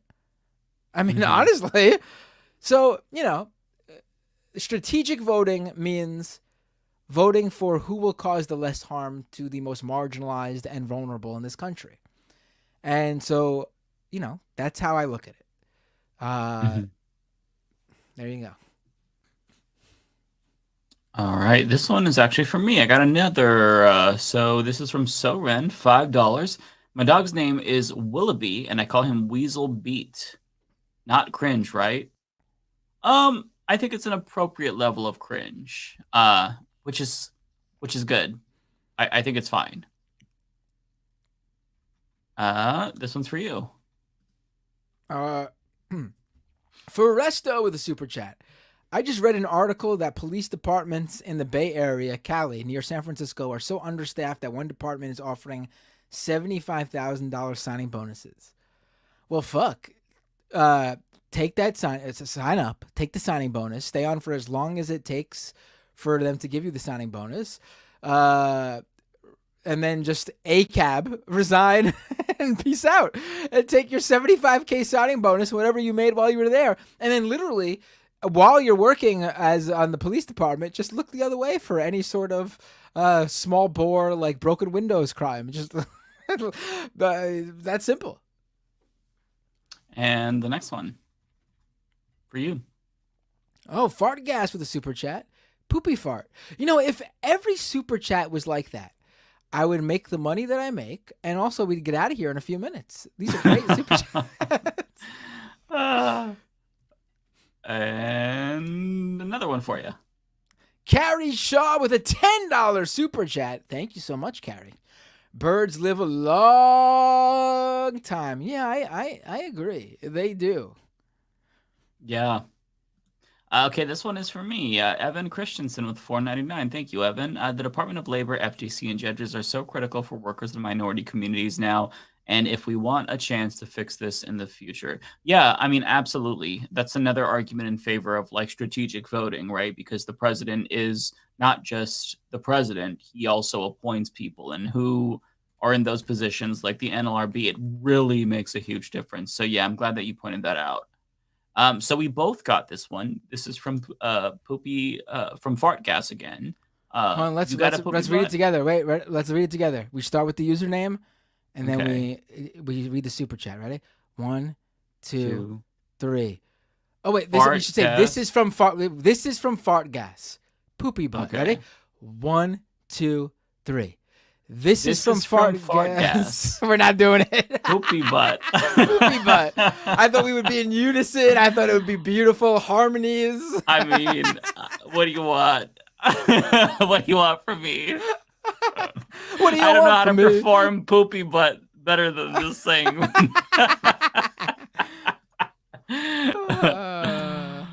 And that's it.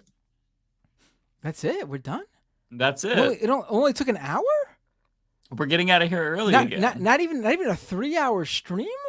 Yeah. Quick, someone send me more money. Quick. No. Oh wait, I got a few Twitch. Hold on 1 second. Okay, I'll log on to Twitch too really quick and over on Twitch we got let's see. Stan Roulette, subscribe with Prime. Thank you so much, Stan. Tiny Panda 3, resubscribe with Prime, subscriber for 8 months. Thank you so much, Tiny Panda 3. Valinova cheered 1,000 bits. Can you guys get Robert Scavarla on to talk about the right wing getting into UFOs? What? Yes, that sounds good. That does sound interesting, yeah.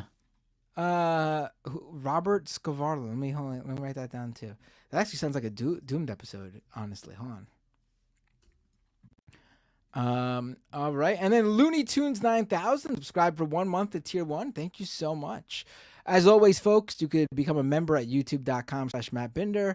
You can sign up over at Twitch, twitch.tv/mattbinder. If you got a Twitch Prime subscription to use, that comes free with your Amazon Prime subscription. And of course, patreon.com/mattbinder to sign up to financially compensate me as a monthly subscription every month so I can keep creating wonderful content and hopefully create even more content real soon. I just got 2 more super chats. Yeah, I see that. Begging works. T-Types the super chat at NT1F at and oh my god, I'm having a mental block. That's the why can't I remember what that's called? Can you help me out? I'm having it's late. I have no It's late. idea. It's the hammer and the communist. Yes, thank you. I'm having a real mental block right now. It's late. It's almost midnight. Infiltrate I was the looking police. at the NT1. I'm like, what is NT1F? What? Oh, Antifa. Oh my god! Oh my god! Saying it out loud helped. Oh my god! Hammer and sickle. Thank you, folks. Antifa and hammer and sickle infiltrate the police and spend those bonuses on redacted. Yes, that was a really good super chat, and I just fucked it all up. I'm sorry, T-Types. I wasn't very helpful as well. It's late, so my brain is mush now. Last one. Jennifer McKinnon with a $10 Canadian. Thank you so much. I thought I watched you guys for the politics, but tonight I realized it's for the pet stories. Lance half falling out of his chair about the tiny dog dying in the recliner was a sight to behold. I mean, that's crazy. Even I was like, what? Are you serious? It's just so absurd. I mean, it honestly, it seems like a setup on an episode of Seinfeld, doesn't it? Like, it seems like the dog died in the recliner. Like, and George Costanza did it. It was his boss's dog. He's going to get fired from his job.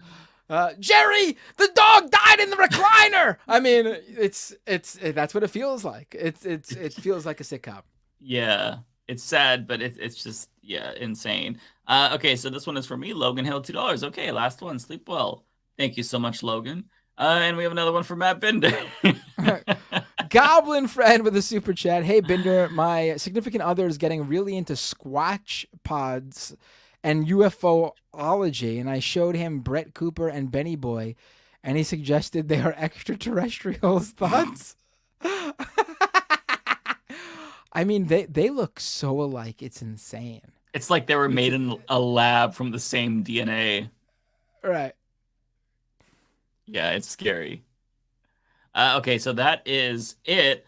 I have my Twitch set to raid Rayvana if you want to raid Rayvana as well. Oh, Rayvana's on right now. That's perfect, actually. Hold on, let's raid. Yeah, we love Rayvana. Hold on.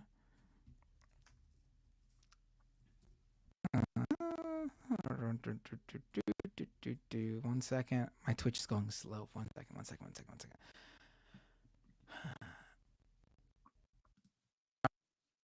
My Ravana's not showing up for me, but she is on, obviously. All right, here she is. Mhm. All right, ready? Yes. All right, folks. Here we go. We're going to raid Ravana. It's filling up. It's filling up. Are you ready to start raid or whatever? Let's do it. 1, 2, 3. Boom. We're raiding Ravana. All right, folks. We will see you next week. Take care. Peace.